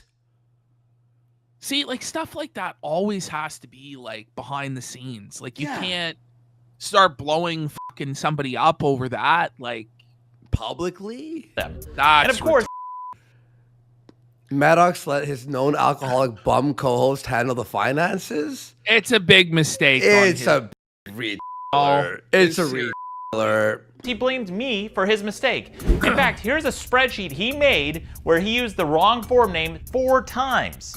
When it became apparent that he did receive statements that he refused to show me, he changed his story. It shouldn't be this fucking hard, man. Like, it just shouldn't even be that hard. Like, it's, okay. Story again and said he didn't want to share it because it included his tax number on it, because apparently he's never heard of the concept of blacking out things with a Sharpie before. And it gets worse because he didn't invoice me for the correct fiscal year, so I ended up having to pay taxes for most of the revenue we made on the show. What? When I brought this up to him, he avoided the issue and it was never resolved. For him, how his lawyer lost this is insane. No, well, because he didn't sue the right guy. He sued Asterios. Like, he has so much to complain about. I was left to deal with it. But of all the discrepancies I found in his bookkeeping, there was one glaring omission that I didn't discover until years later. It was a source of income that he left completely off the bookkeeping. This is crazy. This is actually nuts. Completely forgotten about. Bitcoin. One day he sent me an email saying he set up Bitcoin as a payment method and linked it to an account he set up and exclusively controlled. He was supposed to share this income, but he never did. I couldn't log into the account with the credentials he provided, so I asked him how much money we made off of Bitcoin, and he said not much, so I forgot about it. But he didn't. The thing Maybe a screenshot would have been nice? Bitcoin is the value can grow over time. God. So even a small amount from 2015 can blow up to tens of thousands of dollars. God. Oh my God. Just swindled and pimped, you know? Like, what a dirtbag. What a dirtbag, man. Apparently what happened. In April of 2020, a whistleblower with first-hand knowledge finally came forward and told me how much money he'd allegedly stolen. She was someone who dated him and decided to come clean after they'd had a messy falling out. Wow, surprise, surprise. She said he was trying to impress her by showing how much money he had in his Bitcoin account. So he was simping again. Yeah. You know, this is downfall. Oh, look at this, lady. Look how much money I screwed Maddox out of. Oh my God. And according to her, it was around $40,000. Then he allegedly told her that he owed me approximately $25,000. Now, to be clear, I don't know the exact amount that was sent through Bitcoin because he never shared it with me. But I do know it's not zero because he admitted to receiving payments in Bitcoin. So if we sold just 15 units at $15.99 for the average price of Bitcoin around that time, that investment today would be worth over $54,000 at the time of this recording. And to give you an idea of how many units we were selling, we sold approximately 3,800 bundles per year. So I know some of those were paid for in Bitcoin, and he kept all of it. None of it. Wait, so for the actual full season, so he was just robbed, just thieved. Yeah, was shared just straight up stolen. If you paid for anything with Bitcoin for my old podcast and still know the wallet address, please contact me. We may be able to. Maddox, I hate to break it to you. Gone. It's gone. Like, it's not. And it's not even worth pursuing. It's not worth pursuing. It's gone. Yeah. It's gone.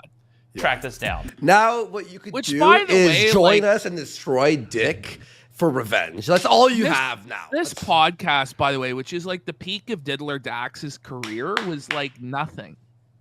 Yeah. So they're making, I think he said $3,800 a month. Is that really what it was?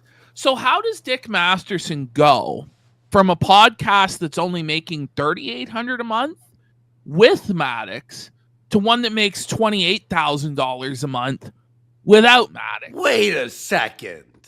It doesn't really add up.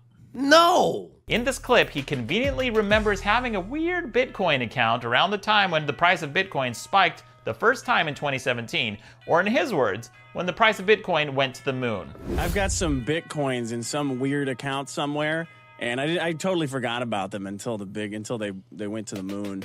But I found the account, I logged back in, and it's like, well, you need a minimum of like you need a minimum of 1 or 0.1 Bitcoins to get your Bitcoin. I'm like, fucking that's 10 grand now. What do you mean a minimum of 1 Bitcoin to get it out? You fucking pricks. I've never seen the money in this account, and it's been over half a decade since the podcast ended, and he still hasn't shown me any official statement, tax records, or even a check stub so I can verify any of his numbers.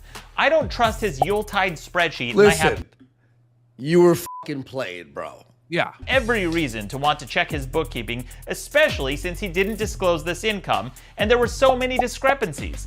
And that's me giving him the benefit of doubt because he regularly mixed up the form names. What's up with this benefit of the doubt bullshit we've been running into? Now, you know? if you were in my... He was f***ed, man. Like, he thought it was his friend, you know? shoes, you'd probably be wary of him too. After all, he's manipulative, a liar, and he wasn't forthright in his accounting. So, understandably, my trust in him had eroded quite a bit by this point. But the last nail in the coffin came when he was caught lying and talking behind my back. Late one night, a fan of mine sent me a leaked conversation he was having on Reddit where he was caught saying he was just using me for money and for fans. So not only the knife was he incompetent, inconsiderate, the knife just fucking and a joke thief. And it's but a public snakening, too. It's just ridiculous. Professional backstabbing Unreddit. liar as well. I lie all the time. I don't care. There's a quote that says, when someone shows you who they are, believe them the first time. He was someone who I genuinely regarded as a good friend for over 9 years. That's sad. But in the end, he was just a groupie who was riding my coattails. Spoiler, he still is. So that was the end of our podcast and formerly our friendship. And just to add a turd to the giant shit stack, he locked me out of the show's official email account so I could no longer download the sales and accounting information. He did this by setting up two-factor authentication using his personal cell phone. Then he lied and blamed it on Google. And when I asked him about it, he lied again and said he clicked on the approval link. Except there is no approval link. At the time, Google would send verification codes to your phone which you needed to type in to unlock the account. This isn't even the first time he's done this. Back in 2013, he locked out his old employer out of their servers and code back when the company had financial problems. He worked for an SEO company called Blue Glass, and when it went under, in his words, he gift wrapped some of their code and resources, essentially locking them out like he did to me. What a fucking scumbag. When did Maddox know this? I imagine it was only after everything fell to shit. But if you knew somebody did somebody like this that they worked for before, you'd really think twice about bringing them on again. But, you know, people still, like, try and do business with this guy. Like, Vito, like, guaranteed Vito never gets an honest dollar. Oh, no, it's guaranteed stolen. He's not paid dog shit. Like, he's not paid anything. How about he's Sean? Not probably given a legitimate a split of anything. Sean probably gets paid a pittance. If not, I think he actually does it for free. That's what I heard. Yeah, I think Sean does it for free. Yeah. And new project too. Yep. According to industry well, that's blogs, the thing too. Like, yeah, I'm sure new project 2 is still above board though.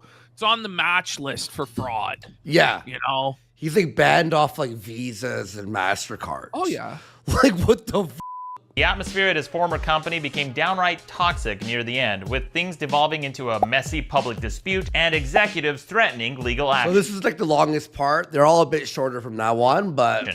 Sound familiar? That's because Fanboy went right from one job that ended in a legal mess right into a podcast with me that ended in a legal mess. Yeah. The only common denominator is him. If that's all he did, you would already think that he's a scumbag, and I could end this video here. That nothing compared with what we're about to see now. But this is just where the story begins, because he has truly lowered the bar for all... So what? Yeah. That's part 1, and it's just like, whatever. That's nothing. It gets way worse. It gets way worse. That's like, if it was just that, whatever. Next to slither under after him. The final episode of the podcast was recorded the weekend of May 28th, 2016. I told him we were recording that weekend, but he wanted to reschedule the show for yet another vacation, this time to Mexico. The week we were set to record is when I caught him lying and talking behind my back. My goal was to end communication with him as quickly as possible, so I offered to let him step down or to end the podcast to avoid any further contact. Not because I needed his approval to make a decision about my podcast, but because I wanted to move on as quickly as possible. He chose to end it, so we recorded as scheduled, and he still didn't show up even after he decided it would be the final episode. He of course played the victim and pretended like he didn't know, but here's the proof he was told when we were recording. In the final episode, I thanked everyone involved with the show, but not him, because I wasn't about to thank him for not giving it. So he doesn't even show up for the final show to go to Mexico? That's sad. What a bitch. Enough of a shit to come into the final episode, or his unprofessionalism, lying, talking behind my back, laziness, and not disclosing income. And since he made it clear his goal was to use me for attention, I decided right then and there to never mention him again. This part gets nuts. And for the most part, I haven't. In order for you to understand why, we first need to discuss the animal rights group, PETA. You'll see why in a moment. I used to criticize PETA on my website for their over-the-top campaigns to promote vegetarianism. From downplaying the Holocaust with their Holocaust on a Plate campaign. This shit was to crazy. That was nuts. I remember, like, back in 2007, 2008, everybody went in on PETA. I remember the Big Al 2K6 rant against PETA. And Penn and Teller did their episode on PETA. I remember PETA used to have these video games called, like, Super Chick Sisters. Did you ever play this? No. where you played as like a chicken that was fighting Colonel Sanders' cruelty. Really? Like Colonel Sanders is like the final boss of the game. It was crazy shit. Really? Man. Okay. Yeah. Up as Klan members to hand out pamphlets, to mocking fat people, and even promoting the discredited theory that milk causes autism. PETA was irresponsible, reckless, got autism, and possibly causing harm with their marketing. It wasn't until one day I received an email from a vegetarian who told me that she was also disgusted by PETA. She said PETA's campaigns were outlandish not to be persuasive, but rather to be a spectacle to give them free publicity. It didn't occur to me that maybe their campaigns were over the top because that was the point, to get people to talk about them. PETA seems to have engineered their marketing campaign to manipulate people into giving them free publicity. It's a nod to the old adage of all publicity is good publicity. So I decided that day to never talk about PETA again. And with very few exceptions outside of this video, I haven't. I choose not to reward companies and people who exhibit manipulative behavior to get attention. So when it became clear that... By the way, it's still being done to this day with like many... I mean, look at like... Remember like Vitaly or Nick Fuentes Neon. or those fucking clowns, yeah. Fanboy was using me for money and attention. In his own words, I decided not to talk about him ever again. That was one of the big reasons I stayed silent for so long. For 3 years, from 20... Did he call money Skrilla? That may be more embarrassing than atavistic. It's pretty bad. Yeah. 2016 to 2019, not one tweet, not one mention on my podcast, not one Reddit post. With very few exceptions outside of this video, I've rarely talked about this in public. This drove him crazy. Because remember, he thinks being ignored is worse than being hated. So he tried... That's what you said earlier. Yeah. He doesn't like it. Yeah. Tried to provoke me into giving him attention. I don't think he likes when we mention him, though. Well, okay, here's the thing. How he wants to be perceived is as this badass contrarian that's triggering like moral prudes. Yeah. People who don't know any better. We just look at him and go, this guy's a fucking freak that's basically abusing a mentally ill girl. He's a con artist. He's a scammer. Da da da da. Like, it's not the, oh wow, he's so offensive and we're so like, that's not the way we approach him. And he doesn't like being made to look the fool like this. So fair enough. He gets narcissistic injury from the way that we go after him, and that's why he doesn't like to engage with us. Oh. With stalking, fraud, harassment, blackmail, theft, and even extortion. For example, when he harassed my neighbor... Right, you got felted. If you just call him a fat old man who's balding, it just burns his ass. He blocked you on Twitter in a second. She asked him to leave me alone, and he said he would under the condition that she called into his podcast. What? Is that legal? It's mental illness. What the f*** is that? Like, call in or else I'll keep bothering this guy for years and years. Like, they're not invested enough in this shit to actually... Fucking neighbor, dude. Extortion is forcing somebody to provide money, goods, or services to avoid harm or harassment. He also threatened to reveal private or embarrassing details if the behavior of me and my then girlfriend, quote, displeases him. That's blackmail.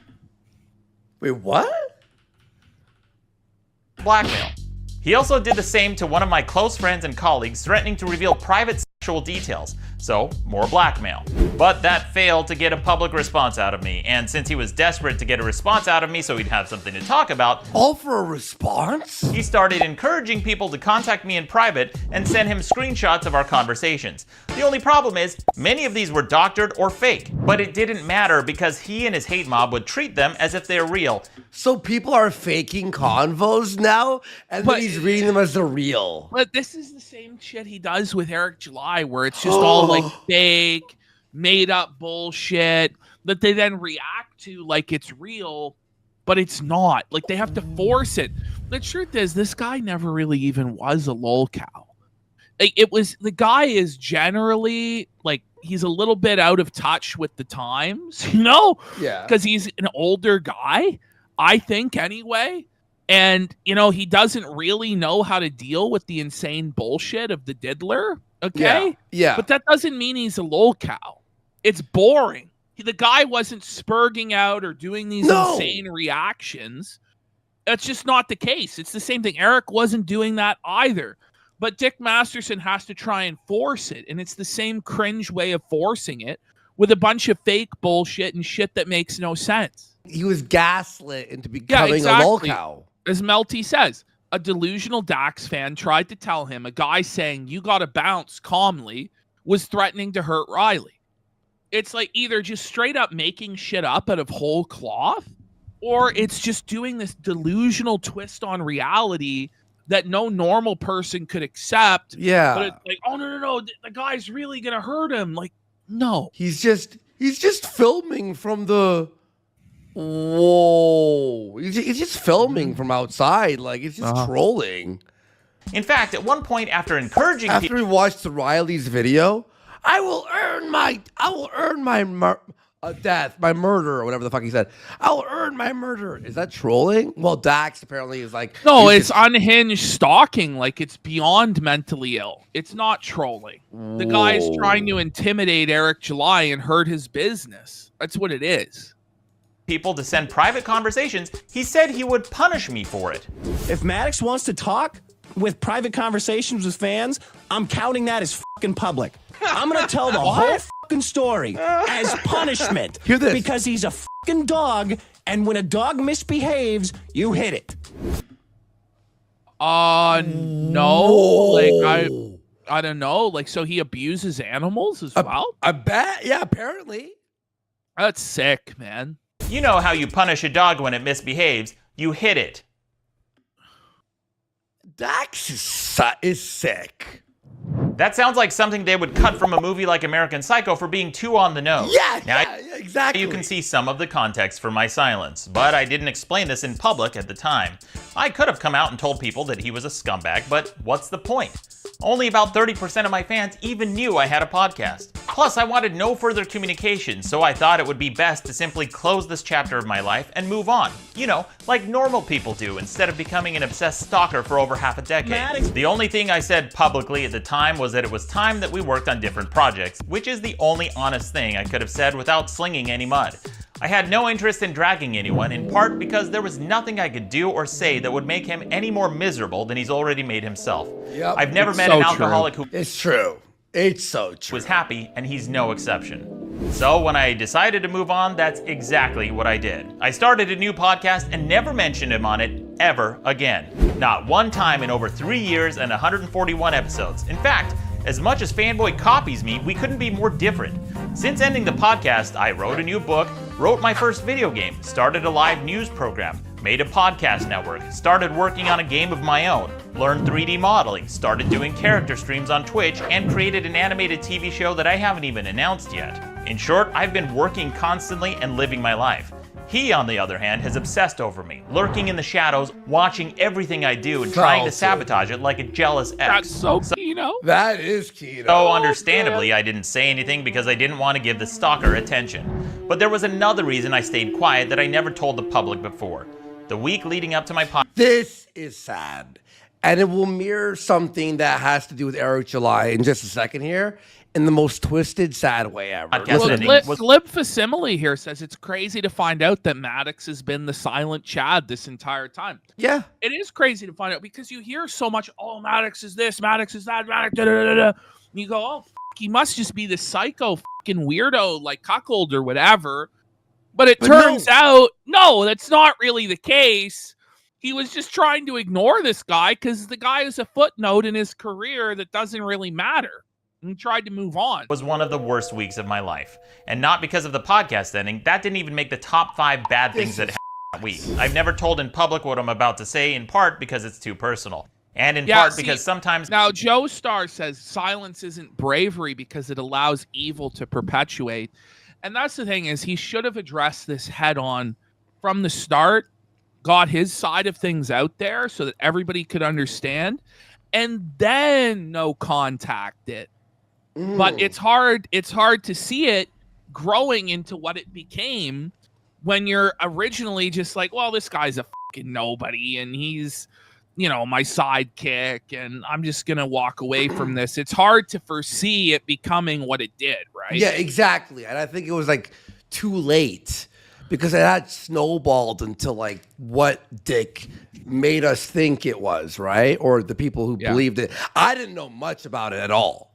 You know, the only thing I knew about Maddox was Dick didn't like him, and apparently he was like I don't even know. I don't even know what I thought. I just thought like, oh yeah, Maddox is like a Dick had basically tricked everyone into hating him for whatever reason. Yeah, people use, you know, and Rekieta did help Dick Masterson, right? Yeah, Rekieta had a huge audience, and at Maddox that point, wasn't too. paying attention to any of that fucking shit. And for as much as like people who are in the sector go, oh, it's so big and it's so all pervasive. You know, for a normal person or like an older person, like it really is just a drop in the bucket. Like it's nowheresville. Yeah, for real. So I'm not surprised he didn't pay attention to it. Yeah, and by the way, people are saying Dick was also on Ralph's show when Ralph was big at that point, all the time, and perpetuated the Maddox sucks, angle or whatever. Yeah. Use tragedy to gain sympathy. I not only didn't want anyone's sympathy, I wanted to avoid even the possibility of giving that perception. I'm only sharing it now to give you full context since I'm finally telling the story for the first. We will get Maddox on soon, but we want to make this like a video for the YouTube channel so everyone's all primed for the interview. Plus, Ashton and I will think of some questions and maybe ask you all people too. Yeah. First time. We take the L for what? I didn't even know about their fucking beef at all, but I don't know what you're talking about. The week leading up to my podcast ending, my dad had a stroke. He has since passed away, but it was a very tough time for everyone in my family. And because there's no bottom to how awful the Stalker and his hate mob is, they even found my father's grave and attacked me using my father's death. Okay. Where does that sound familiar? That's so disgusting, by the way, that's just a part of the playbook. That's just something that he immediately goes to. What if I fuck with his dead relatives? If I fuck with his recently dead father? That's a step beyond even with Eric July. Because at least with Eric July, his ancestor, great grandfather who he never knew. This is Maddox's father, and this is somebody that Maddox is going to point out was really nice to Dick. He took Dick fishing. He met his father many times. So for him to go and fuck with the grave and send people to visit the grave of Maddox's dad is beyond the pale. And that's just not, it's not like moral effort. It's just reality. There's nobody in the world who's okay with this shit other than complete psychos. It's shameful. He's a piece of shit. And by the way, yeah, he's saying here that his dad almost died the week before the podcast, right? Yeah. Then the day we were recording, my girlfriend at the time had a series of personal tragic losses requiring my care and attention. Then just as that happened, a friend of mine at the time received news that a person close to him was threatening suicide. All of this happened just as we were about to record. I had no capacity or interest in explaining any of this to the public. There was so much sadness in the room that day, it was a miracle that we were able to record anything at all, let alone manage to make it somewhat funny and entertaining. I didn't want to record, but everyone decided it would be best to get it over with, so we pushed on. And all of that happened on top of all the scummy shit that Fanboy did. What a professional. Just the contrast there is mind-blowing. Yeah. Nick Masterson couldn't be bothered to show up because he had to go to an aquarium or to Disneyland or to Burning Man. Or camping. But Maddox showed up as his father was dying and his girlfriend was dealing with unimaginable emotional stress. He came to work. He showed up. He put a fucking smile on, and he performed. And I have so much respect for that. It's unreal. Maddox fucking won. Shame on Dick. Maddox won, dude. Honestly, behind my back that I didn't even mention. Sometimes I'm so glad Dick exposed and put the mask down so we could go back retrospectively and look at this. And I'm glad the audience is actually, because me and Ashton were like, well, there might be some people who believe Dick Masterson and might be, wait, what are you guys doing defending Maddox? Well, you know what? Looking at this now, it kind of makes sense. If you look at it as a normal person and try and be objective about it, Maddox is more in the right than he's in the wrong. And somebody brought it up, and it's true. This is why Maddox had a successful podcast and a book, and Dick has done nothing besides a failed Pizza Hut commercial, because Maddox is actually a professional that performs. Dick is just a flaky drug addict. Yeah, and look at this. Mel T.W., I believed him. It's crazy how astroturfed all that was, and it was. And again, he will show us some more proof of that. The comedy people bring you comes at a great personal cost to them. Nobody owes you free entertainment. You aren't entitled to know the private details of the lives of the entertainers you enjoy.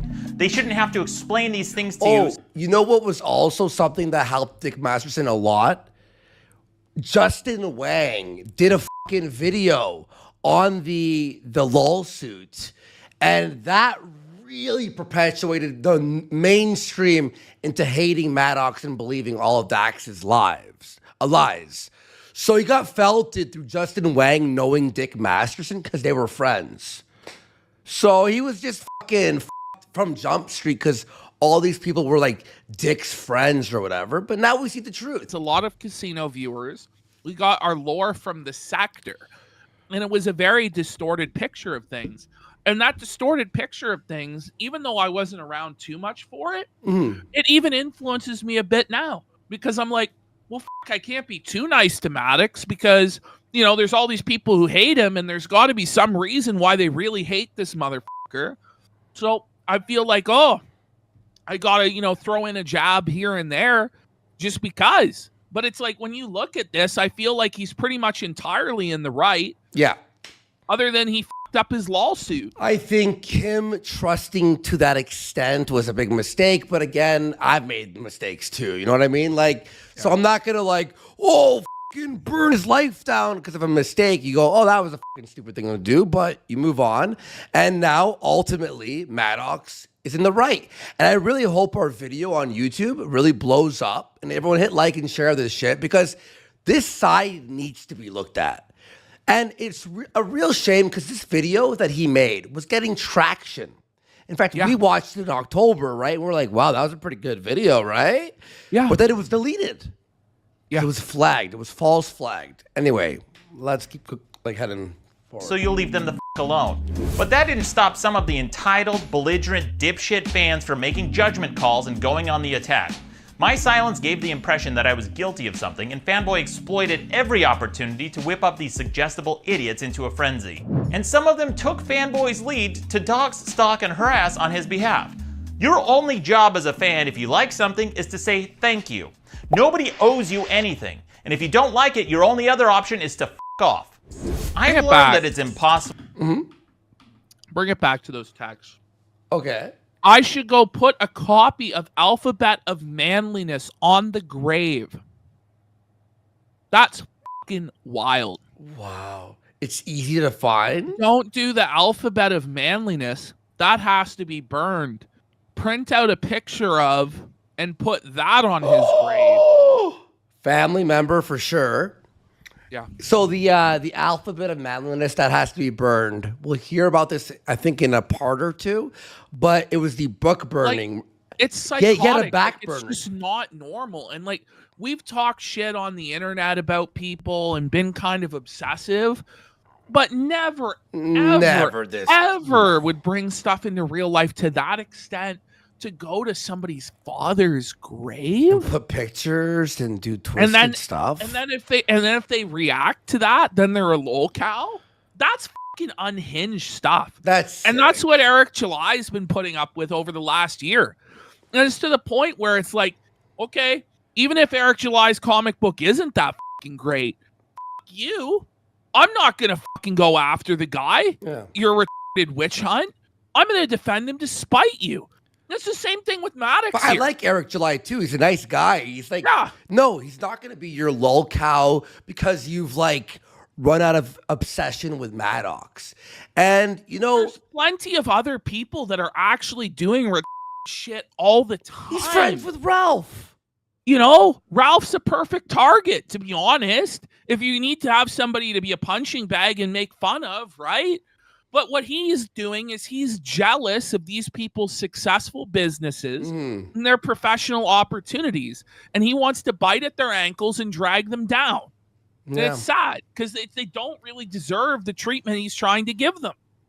And you know what's funny too? It's really interesting to see how Dick, you know, he thought he could get away with it with fucking what's it called? With Eric July, right? But what he didn't realize was our show was big enough now to be like, no. Fuck you. And we're not some AstroTurf show. And thankfully, at the same time, Josh's show and his influence has grown to the point where he doesn't allow this fucking bullshit to stand either. And so Dick is just in a really bad situation now. Yeah. Where there are people who are willing to challenge him on his bullshit. And if there's competent, funny people willing to challenge him on his bullshit, suddenly it falls to nothing. Because he has to rely on the complete incompetence of whoever he's facing. That's why it's sad. Yep. And all Dick has now is Ralph. EVS. He's got Ralph and Vito, and that's it. And it's people that everyone hate. So it's over. And you know what's funny? Rekida's completely collapsed. True. Rekida's cooked. He's not coming back. And all while he was fucking with a Magi-chan fucking necklace, right? Yeah. Only job as a fan, if you like something, is to say thank you. Oh, and Digibro, obviously. Yeah. Nobody owes you anything. And if you don't like it, your only other option is to fuck off. I've learned that it's impossible to take the high road with a stalker as obsessed as Fanboy. Staying silent doesn't work, and now you can point to my life for the last 5 years as definitive proof that the old adage of don't feed the trolls is bullshit. Another reason I didn't explain things is because there were a lot of other people involved who fucked up behind the scenes and I didn't want to drag them. But I'm done taking the fall for people who won't own their mistakes. So if they won't clean up their mess, I will. Enough is enough with this bullshit, so it's time to put this nonsense to rest, and you bet your ass I've got receipts. First and foremost is my ex-manager, Randy Keehan. Randy made one giant fuck up after another, leading to the show's demise. But the worst, by far, was regarding the iTunes feed. Since most people watching don't even know or care what that is, I've written a separate article from this video with the details for anyone who's interested. But the short version is that a feed is basically a web URL that directs people to a podcast. Randy's job after the podcast ended was to communicate between me and Fanboy about transferring the feed. He told me Fanboy didn't care about the transfer and his only concern was the credit card number and billing address on file. So I changed it and sent Randy an email to confirm, and here's the proof. After I started the transfer process, Randy called me in a panic saying that he miscommunicated. Maybe Fanboy changed his mind and asked him to lie, or maybe he was telling the truth and he really did miscommunicate, but either way, Fanboy used it as an opportunity to lie and claim I stole it. Because I'm a liar. This was a huge up on Randy's part because his entire job is to communicate. Although to his credit, he did make a public statement admitting to his mistake, but it came after months and it was too little, too late. Then Fanboy lied and said I put him up to it, but Randy didn't come clean and set the record straight, so again, I got the blame for his mistake. I haven't told what happened until now because I didn't want to get him in trouble. I don't know what that even meant. Ash. You know, it's funny that that's even a big fucking concern for people. You know, it's who really gives a fuck, guys? At the end of the day, about the feed, no one fucking that's why I'm who cares about that? Very autistic, and who cares? Wait till the rape list or the doxing or the threats. That's what. So we'll move on to the next thing because that's sort of no one cares about that. It's kind of in the weeds. I understand if you were a big fan of the show around that time, I imagine, or if you were involved with the show, I imagine that's an important aspect. Yeah. But for an outside observer, it's hard to kind of see the big relevance to that. But all right, so we're heading now into the irrelevance section. Ready? After we recorded the final episode, Fanboy's gravy train was ending. The shorter He didn't have much of a following on his own, and nobody cared about him outside of his association with me, so he went back to being irrelevant. And that's not just my opinion. He tried to get a Wikipedia page, but it kept getting deleted because he was not the truth. You know who else doesn't have a Wikipedia page? Ralph. He sees about that every day. But remember how funny it was because the Wikipedia page was horrible about Ralph. Yeah. It was all the worst things. It was actually a good thing for him. It was deleted, But he was mad.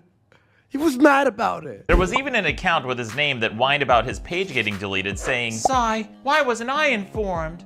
And after his page was rejected, his small group of sycophants started spamming my Wikipedia page to add as many links and references to him as possible. 8 times on a page about me regarding a fan I haven't even spoken to in over half a decade. You just glom onto someone who's way more famous That's than you. This is one of the saddest things I've ever seen. And it's true It is because sad. he only had it's around 3,200 followers on Twitter and Facebook at the time. And almost half a decade later, with constant posts and weekly updates, his Facebook page had only grown by a whopping 3,000. And that was before it was finally suspended near the end of 2021. And that was going on Ralph's And that show, was Ricada. and that was at the peak of all of his stuff. Yeah. Like he would never be at a higher point than he was in 2019, 2020. Everything from that point has been straight up downhill. Yeah.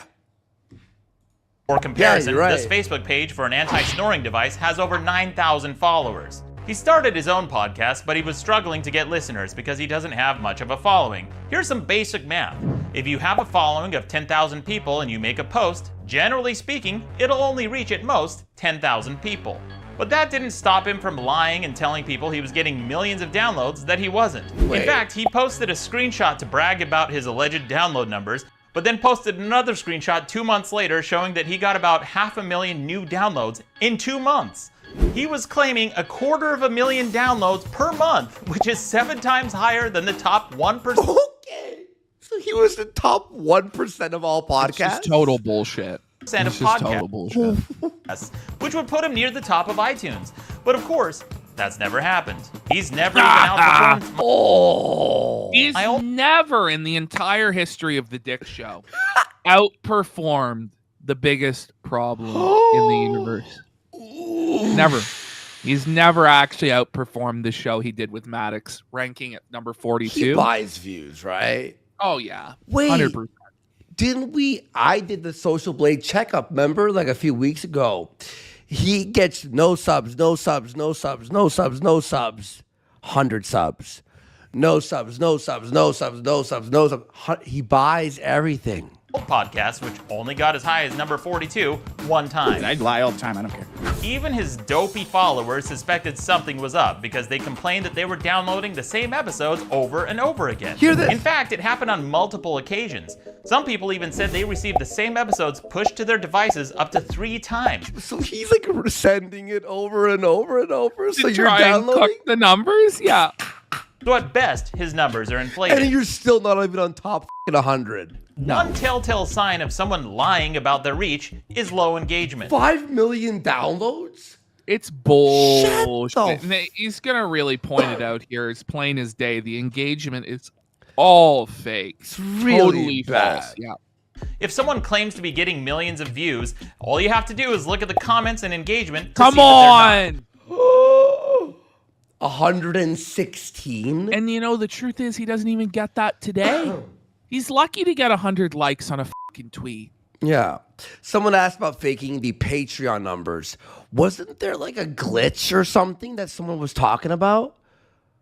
It's hard to say what's going on with You know, that. it's hard to say. I don't even want to like accuse or theorize. I don't know. Even in the very episode where he's bragging about allegedly receiving 1 million downloads, he has a grand total of only 1 comment. What the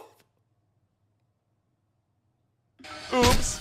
Before his page was suspended, his posts would only get a handful of comments. In fact, 5 years after consistently posting 4 comments, 27 episodes, likes. his podcast links had little to 16, no engagement. 6. And these are relatively recent episodes. You know what got more comments and likes? The very first Warski podcast I did before Warski Live, before you knew who I was. Literally, it was when I was doing stand-up when I was 20 years old. How long ago was that? 16 But it doesn't years. fucking matter. I only got 1 like, Andy. I It's got about more the likes. fucking art. I bet. I used Libsyn to upload. Here are 5 episodes in a row where he struggles to crack 25 upvotes after 3 months on his biggest platform. What the f***? For comparison, here's a It was picture on of a the subreddit. Now look at this. He puts a picture of a vacuum. Vacuum cleaner I posted that got 102 likes, 95 comments, and even 1 share. Why did he post a picture of a vacuum, by the way? Just to show that he could post anything and it would get more engagement than Dick. One person saw this picture of a vacuum cleaner I posted and decided, you know what? I'm going to share that. And if there is any doubt, I set up a little honeypot to prove definitively that he's lying about his reach, which he actually sets up hashtag Dick Lies, bros. We're going to be fucking... Hang on, sorry, let me just plug up my headset. It was beeping. There we go. I'll reveal later in this video. It seemed like there wasn't anything getting him any engagement. Well, almost anything. There was one type of post that did relatively well for him. Posts that have something to do with me. Maddox. In fact, just about any time he'd post pictures, screenshots, or illustrations of me, they'd get much higher engagement. That's weird. Almost like he needs to keep talking about me to survive. That may explain why he's so desperate. Oh, that's so sad. That's sad, isn't it? Maddox Desperately tries to provoke me. But his lying and desperation didn't end there. At one point, he hosted all of my old podcast episodes on his new site without my authorization, which would drive traffic and inflate his numbers when people would search for me. He did this by lying and telling people I deleted the website, except the site was never deleted. But he lied and posted a mirror to it anyway. Because I'm a liar. Except it wasn't just a mirror. He made one very significant change that I didn't give him permission to make. He linked to his new show on every single page that contained a SoundCloud player. So essentially, he turned my hard work into an advertisement for him without paying me. That was the only thing I knew from back in the day that I heard from someone or a video or something that Dick used his Libsyn, his like the thing that would send out the like feed. Yeah. He had no idea, and it would send people who were subscribed to Maddox the Dick Show. Yes. I remember hearing that on a video and then or something. he tried to turn it around and say, oh, Maddox stole my feed. No. Yeah. No. No. That would be like a band breaking up and one of the members hosting their entire anthology on his personal website and then inserting an ad to promote his shitty solo project. It's not only unethical, it's illegal. He hasn't licensed this for me, and I didn't approve of this use. But despite his surreptitious use of my content, he was still struggling to get any traction. Okay, here we go. Now we're heading into the next part. We're on part 4. This one we could skip, I think. Can I just tell you the gist of it? Because it's sort of like, okay. Because he compared it. So basically, I'll just say this. Dick Masterson, he got everyone to burn Maddox's books. And it compares it with like historical books that were burned. And like, it's really like... It's more so that Dick basically directed everybody in his audience to go review bomb Maddox's books and write bullshit reviews, even though they never read the fucking books. And he was hurting his fucking business.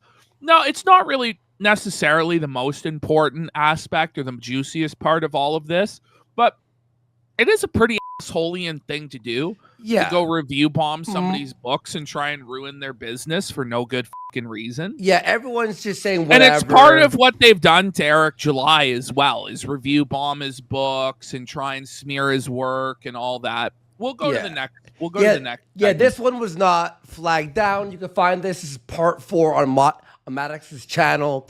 Yeah, but basically got people to spam, you know, like 1 or 2 star reviews, and stuff like that. So that's all it is. Okay. We have a long way to go, and this is not even like one of the most egregious. Well, it's egregious and crazy, but like, yeah. Stalker and his hate mob started doxing me. If you're not familiar with doxing, so if you want to watch, okay, this one's crazy. It's when you post someone's privately identifiable. By the way, you know who's gonna get a shot here a little bit? Ben from the Drunken Peasants.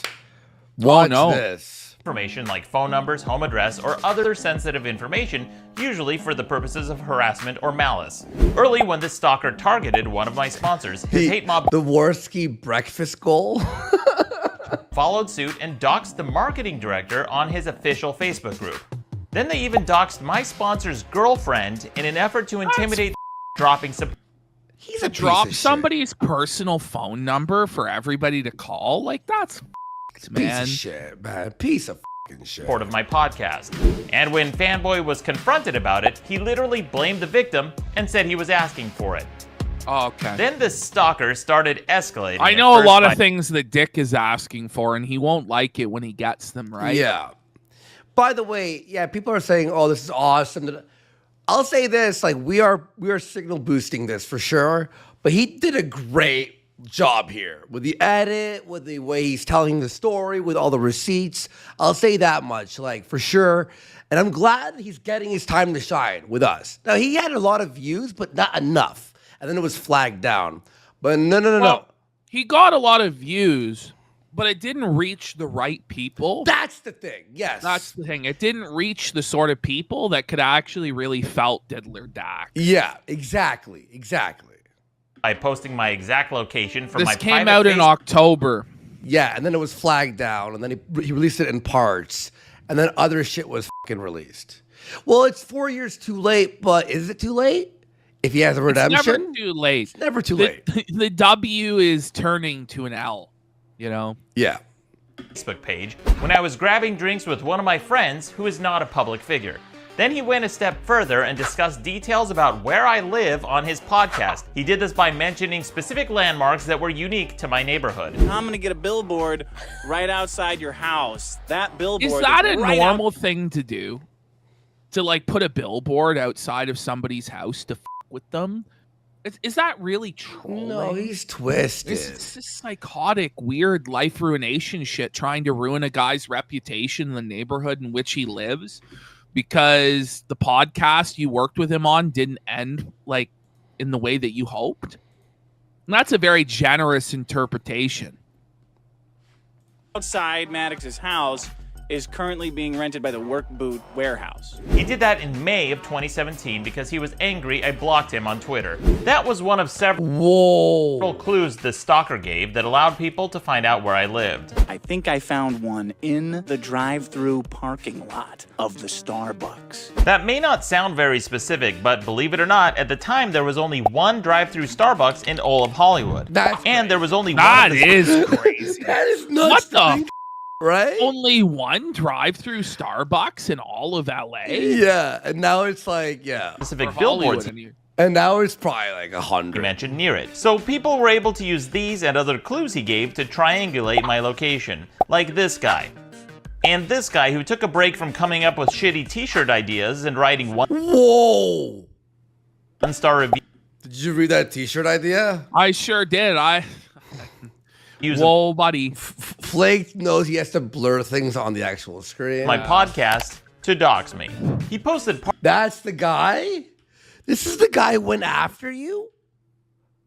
I don't know if that guy should be going after anybody. It's like middle-aged Chaggit, isn't it? It's Humpty Dumpty, the bozo bum. What a fucking loser. He posted part of my home address based on the details Fanboy gave, and since he apparently lives in the same city, it would have been easy for him to drive by my neighborhood, which is extremely creepy. I've had to block him. And he has an axe by his name? Oh, Eddie the Axe? Over 7 times. You blocked him 7 times? And if you're wondering why the moderators weren't stopping this, that's because they were in on it. Like this guy. The reason he didn't stop them is because he was helping them do it. And as bad as this was, things got worse.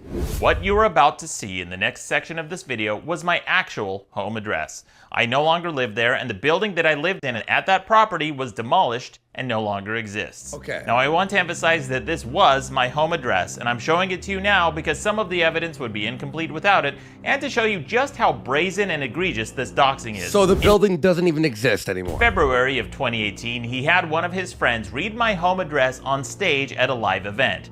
The following clip is of my home address being read in parts by a person named Ben Grady from... Wow.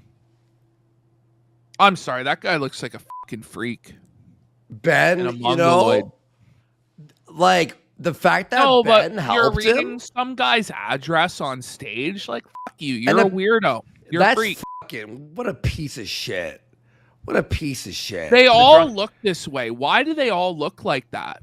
Why do they all look so unwashed and filthy and disheveled and mentally ill? He looks just like Riley. Yeah, you know, I like Billy the Fridge. And me and this guy buried the hatchet from some other shit, right? But like, when I saw this, I was like, really? Drunken Peasants podcast. Sycamore. And the last one is 819. And look at Sean and this girl here, by the way. I mean, I don't think they're comfortable. And these two went to Maddox's house many, many times. He'll say here in a bit. Yeah. Area code? What is Sycamore? After Ben doxed me, it didn't take long for Fanboy's hate mob to realize that Ben had just read my home address in public. They pieced it together on Reddit and IRC, and you can see this person figuring it out in real time. Then, the hate mob started posting my home address everywhere, including Reddit, Facebook, IRC, YouTube, Discord, Facebook again, and Facebook yet again. The last one happened in 2019, completely unprovoked like always. Not that there's ever any justification for this type of bullshit to begin with. On a Friday night while I was minding my own business, a guy from Fanboy's mob who's been stalking me for years posted my home address on Fanboy. Stovepipe goes IRC in 2018. You know, these folks were pretty elderly. It's, you know what? Even old man Warski doesn't know IRC. It's time to just Boy's Facebook page. And for whatever reason, program? Enough people saw this post and I started getting messages from people who were claiming to be driving by my house, so it became a problem. The reason Ben had my address is because I was a guest on his show where they had a live chat room. Hear this. Did you hear this? So Ben knew the address. And watch this. You can filter out comments during live chat, and they offered to filter out key phrases that the hate mob might spam. I shared a list of key phrases, including my home address, as an anti-doxing measure in case anyone typed it during the live chat. And again, it's worth noting that I didn't ask them to do this. What a piece of shit. So Ben's like, you need anything like filtered out? Oh, here's my address in case someone posts that. And then like later, bingo, I got his address. Bang, uses it on fucking stage. He's fishing for any sort of info he can use against him. What a scumbag. That's just... They offered. I made it clear to Ben that I used keywords to prevent doxing, and he pretended to sympathize and said that the same thing allegedly happened to What a piece of shit. him. I even offered to return the favor. Now, I want to make it clear that TJ, the amazing atheist, had nothing to do with this. Whoa, TJ f***ing W? You know it's bad when the amazing atheist has the moral high ground. Shit's grim then. He was always kind and courteous to me. This was entirely Ben and Fanboy's doing. There were also two other people on that stage. Now look, I think Maddox is wrong for what he's about to say here, and let me explain why. Who knew my home address because they'd been to my house countless times, including Fanboy's co-host and audio engineer, Sean Jacobson, and his contributor, Paige Saliba. All three of them were intimately familiar with where I lived because they'd all visited my home many times and spent many hours there. I've never done anything to these people or even said anything bad about them. They all knew my home. Okay, look at their face. You know, Sean. They're clearly not okay with it, I think. And I think they're pretty shocked that it's got to that point. Yeah. But then they still go along with it and enable it to this day. I just don't know how Sean turns a blind eye to all that shit because he doesn't go online or whatever. Mm-hmm. But he knows right well. He can't like pretend he didn't know this happened. He saw it happen. Yeah. Now, watch what Maddox says here, and I think he's wrong at this part. And listen, this is why. Home address, but they played dumb when Ben doxed me. Bravo. That's not dumb. Look. Oh, give this girl an Oscar. No, Maddox. She is not pretending she doesn't know. She's going, oh my fucking God, did they just dox him? That's what they're doing. They're angry. I think they're like, oh my God, I'm part of this doxing. But they can't say anything, like, or else they'll be fucking destroyed on stage in front of an audience. So Oscar. So you may be wondering, why would these people who I've done nothing to go along with this? Sean directly profits from this smear campaign, but as for Paige, she used to be in an open relationship. Sean doesn't make money. I don't think Sean makes a penny from any of it. I think Dick just rips him off. He just goes in there doing a favor for his friend. Which, by the way, like the backstory of Sean, like I told it briefly, but Sean was like some 30-year-old creepy weirdo that hung around the high school parking lots and Whoa. would buy like Diddler Dax beer when he was in high school. You know, that's how he became friends with him. Wait, really? Sean was like a major fucking drug addict or alcohol. Like he had some sort of serious problem, and Dick helped him get through it. And so because of that, Sean thinks that he owes Dick a life debt and will sweep for him no matter what. Whoa. All right. Chip with Fanboy's former co-host and contributor, Asterios Dazed and confused about McConaughey, exactly. Yeah. Yes, the guy calling me a cuck was in an open relationship with her while she dated at least 2 other people. Felt it. So they called him a cuck, Maddox a cuck, when meanwhile he was actually, this girl had 3 boyfriends at the same time. Asterios felt it. Oh, buddy. What's Asterios doing now anyway? I've never heard of him in years, man. Yeah. Not that anyone should care, but if you want to hear all the juicy details, sign up for my next bonus episode on my Patreon for just $20. Maybe I'll tell Oh, part of the For book just burning. $20. No, it's a joke. It's a joke. He says he doesn't have one. What he's referring to is on the book burning part, he refers to Dick Masterson saying that like about Maddox stories. He'll be like, oh, by the way, if you want to hear the story, it's going to be on the next Patreon episode. Story in the next bonus episode. See? Just kidding. It doesn't take a genius to profit off of rumors and gossip about other people. I could do it to any one of them. You just have to be sleazy enough. But I wasn't joking about having receipts from earlier in this video. In fact, I'll show you for free. Now, normally, I wouldn't share conversations like this, but when you dox me, all bets are off and you can go f*** yourselves. I didn't tell him you told me you were in an open relationship. Oh, no. If you don't have a problem with it, I have a problem with you. Felt it. So you might be wondering what would cause these people to go from being seemingly friendly and well-adjusted adults who are living normal lives to joining a hate mob that doxes, stalks, and attacks people. Clout? The answer may lie in a study called the Ash Conformity Experiment. In the 1950s, researcher Solomon Ash found that when a group of people were instructed to give the wrong answer on a simple quiz, that an unwitting participant in the study would change his or her answer to conform to the group, even when they knew that the group was wrong. The National Geographic show Brain Games has demonstrated many versions of this phenomenon. It even has implications in determining someone's guilt or innocence. This is known as normative influence, where a person conforms to fit in with a group in order to be liked, accepted, or even to avoid ridicule. Did you start to question your own judgment? I did. I don't want to be the dumb kid. I don't want to stand out, you know. This is why an otherwise well-adjusted and intelligent person can be influenced and caught up in the passions of mobs or extremism. Writer and comedian John Cleese put it best. What we never hear about extremism is its advantages. Well, the biggest advantage of extremism is that it makes you feel good because it provides you with enemies. The great thing about having enemies is that you can... It's like the casino fans, right? I know. Right, guys? Let's go. I think this is like a little bit... I wouldn't have probably made this choice myself. I was just joking. It's a bit like... I think it's a little bit up his own ass. It's contrived. It's contrived. It's... I mean, I get what he's saying there, but it's like...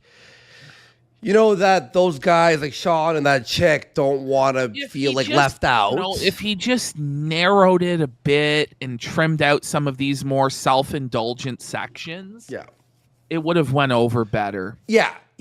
Well, I think also, but he's trying to like pepper in like art, you know? But all the badness in the whole world is in your enemies, and all the goodness in the whole world is in you. So, if you have a lot of anger and resentment in you anyway, and you therefore enjoy abusing people, then you can pretend... Yeah, here's 30 minutes of explaining Sean's motivations, exactly. All right, let's move on to the next part. There's one part called the N-word. We're going to watch just the first 2 minutes because he doesn't censor out any fucking slurs. And it gets I'll explain what happens. Okay, here we go. So... And it honestly gets a little like he associated with Nazis. It's pretty preachy. I'll explain what he says. It's actually a bit cringe. I can get his point though. And unfortunately, this particular segment of the video about the N-word basically allowed Dick to just totally discredit him in the eyes of anybody that would support Dick. Yeah. Or anybody who would be sympathetic to Dick's point of view. Yeah. He just goes, oh, well, you see, guys, he wasn't da-da-da-da. It wasn't based, but it actually does make sense why he brings that up, though. And you'll see why. But right now, we're on the pedophile shit. Maddox is. You ready for pedophile stuff? Maddox. While the business model of slander was profitable, Fanboy wasn't just content with doxing me and attacking my sources of income. He actively spread lies about me to try to hurt my reputation as well. In September of 2018, he accused me of being a pedophile lover, which is absolutely slander. And what's worse is that it's all projection. As with almost everything he's accused me of, it's so true. Let's go, Maddox. Yes. Tell the truth. Tell him. Go, it's either baby. something he's actively doing or is something he's done. For example, he played a clip titled Maddox Loves Pedophiles and made a lot of similar implications. There's the supercut of Maddox Loves Pedophiles. This is not only false, but it's interesting coming from Fanboy because there was that time he publicly defended this person who pled guilty in a child sex case. The guy claimed he had sex with a 16-year-old girl who used a fake ID. Well, that's weird, because even if she did she also use a fake body? Or a fake face that doesn't look like she was an adolescent in high school? You might be thinking, well, maybe she looked old for her age. Nope. In fact, detectives said that if anyone were to mistake her age, it would be because she looks younger than 16. Fanboy sided with a child offender and blamed as always for him. As always. Every time. Every single time. I've never seen him condemn a pedophile. Ever. He always is defending the pedophile or defending like the whatever is being accused of being CP or lolly or whatever it is. He always defends it. Yep. Always. Victim despite his admission of guilt. Well, maybe that was just a one-off. But there was that time that Fanboy also said, and I quote, everyone wants to f 17-year-olds. Oh, the fucking Onision. What a scumbag. Buddy and Ralph. Is like so many times he's gone with these takes that are just disgusting. Buddy, Ralph has a bad take here, too. I'm not attracted to 16-year-olds. I'm not attracted to 17-year-olds. You're not attracted to 17-year-olds? No, I'm 34. Onision, are you not attracted to 17-year-olds because the law says you can't be? Why would you say that? No, I'm not attracted to 17-year-olds. It's because that's what he believes. That's what he believes. He wants to take advantage of somebody that's vulnerable and young, that he's way more experienced than, and it's sick. He's twisted. I'm saying just admit it that you want to, that everyone wants to 17-year-olds. No, that's all this guy's saying. Not everybody wants to 17-year-olds. Look at the look. That's why there's laws against it. Yes, they do. There's laws. So wait, everybody wants to murder, or everybody wants to, like, what are you talking about? You saying that there are laws against necrophilia? You saying that everybody wants to dead bodies? Seems to me like you want to 17-year-olds, and you want to normalize that by insisting that everybody wants to. Is what it looks like to me. Ash. He was speaking to a guy named Onision who allegedly groomed one of his fans into having sex with him when she eventually turned 18. Fanboy said things during the conversation that made even Onision uncomfortable. When you make Onision uncomfortable, it's like, whoa, buddy. And that's what he's willing to say out loud in public. What does he really believe in private? A lot younger than 17, obviously. That makes no fucking sense. You want to f it so there's laws against it? That makes no that's sense. why murder is illegal too, because everyone wants to do it all day. Now, you might be thinking, maybe he's trolling, right? After all, every time somebody gets called out for having really shitty opinions, they usually hide behind the troll shield to pretend like they were just joking. So, Onision gave him an easy out by asking if Fanboy was trolling, and he wasn't. I don't want to murder all day. Are you trolling? I mean, not really. Like, the reason they hate you is because they're fucking jealous. Like, they don't like that you're getting young, hot doing these things that you're okay. Like, the way he says it, too, is, like, straight up, like, how, like... It's so creepy. A dirty, like... Dirty old man. Like a man, dirty pedophile old man uncle. Hot young pussy. Hot young pussy. Oh, you're growing up, aren't you, honey? Like, yo. To get away with. So That sounds all kinds of horrible. What you just said. I don't. Like I don't give a look. Whatever has to happen to get that little girl on the stripper pole. What? You man, you want to get little girls on stripper poles? Okay, can we lock him Like, up or? The thing is, like, he's really lucky that something hasn't happened really bad. Yeah. To him. Like, I'm not saying that to be, you're encouraging.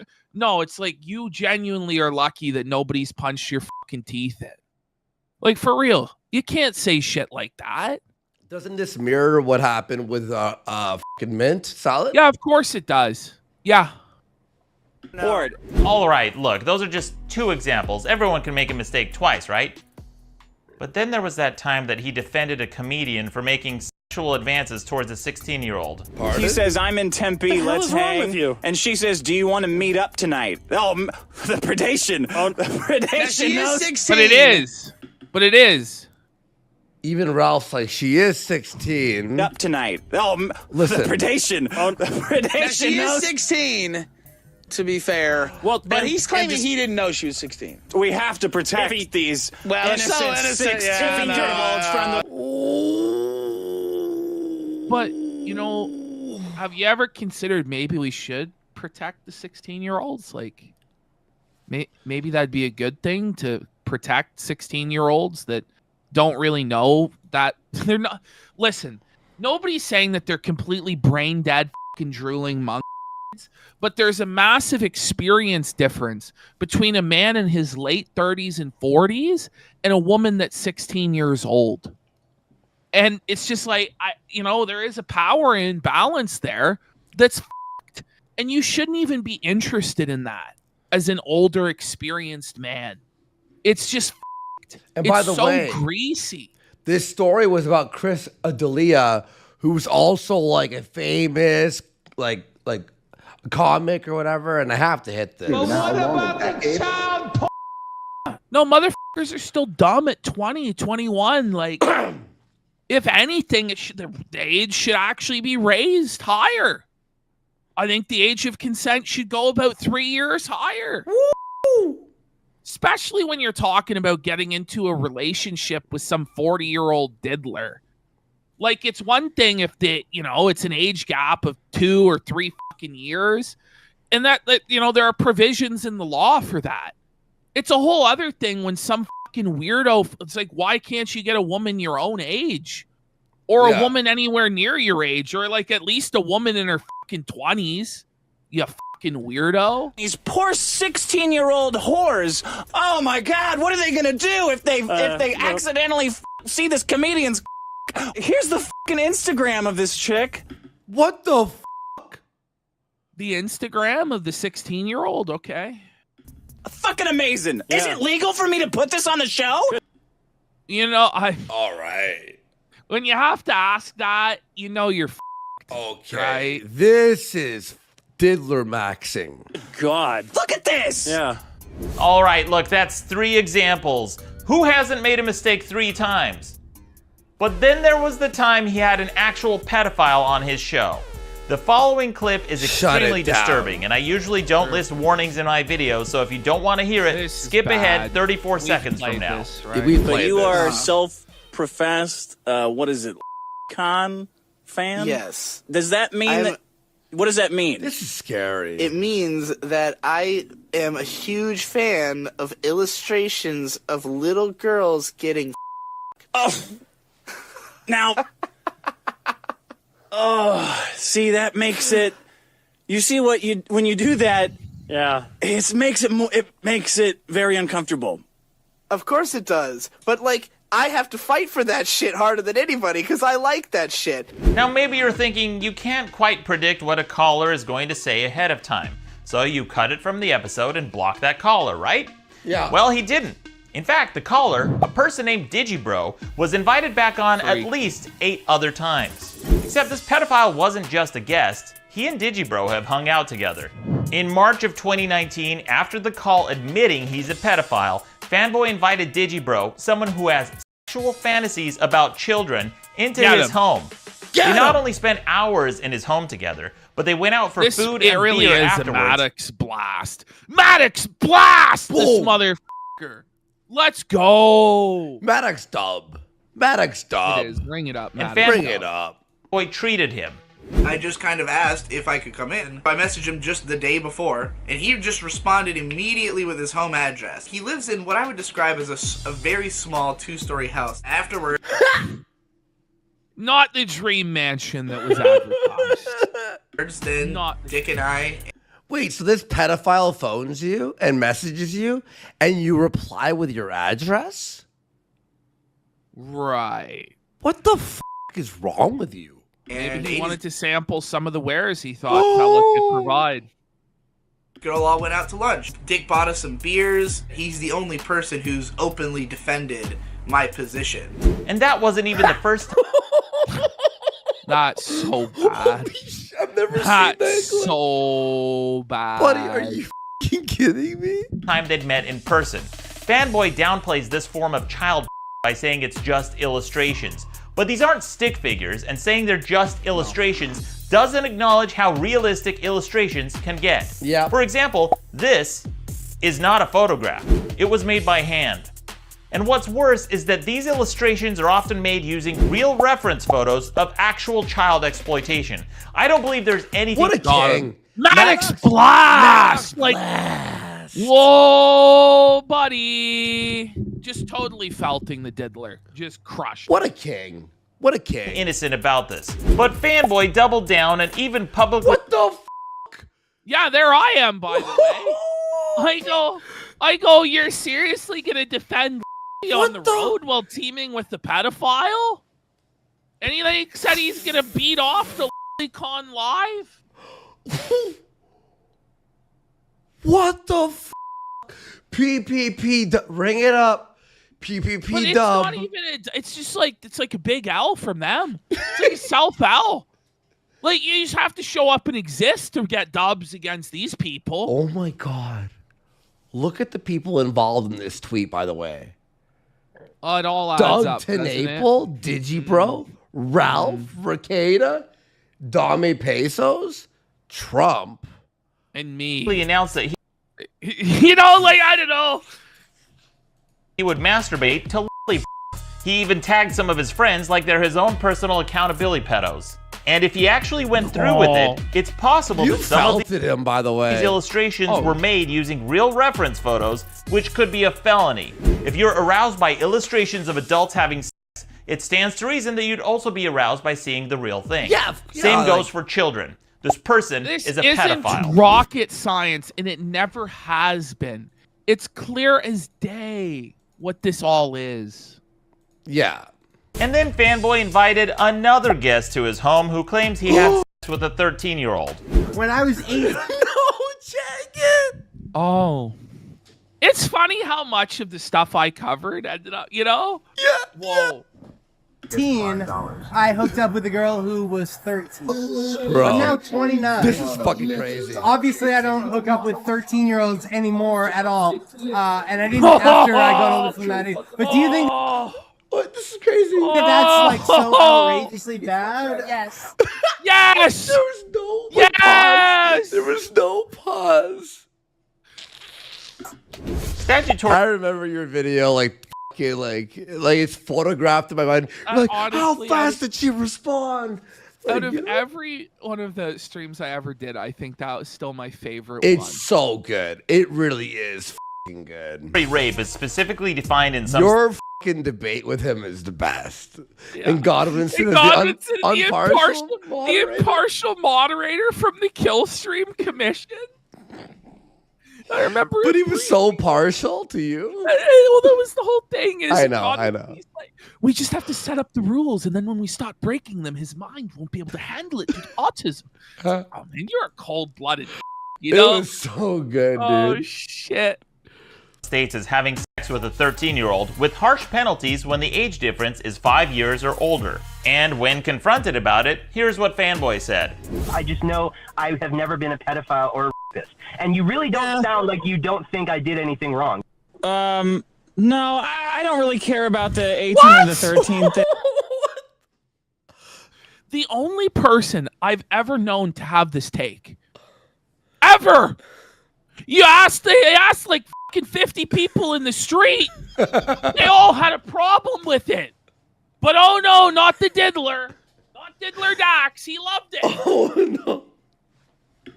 I mean, it's not my kid. I don't fucking care. And then there's fanboys.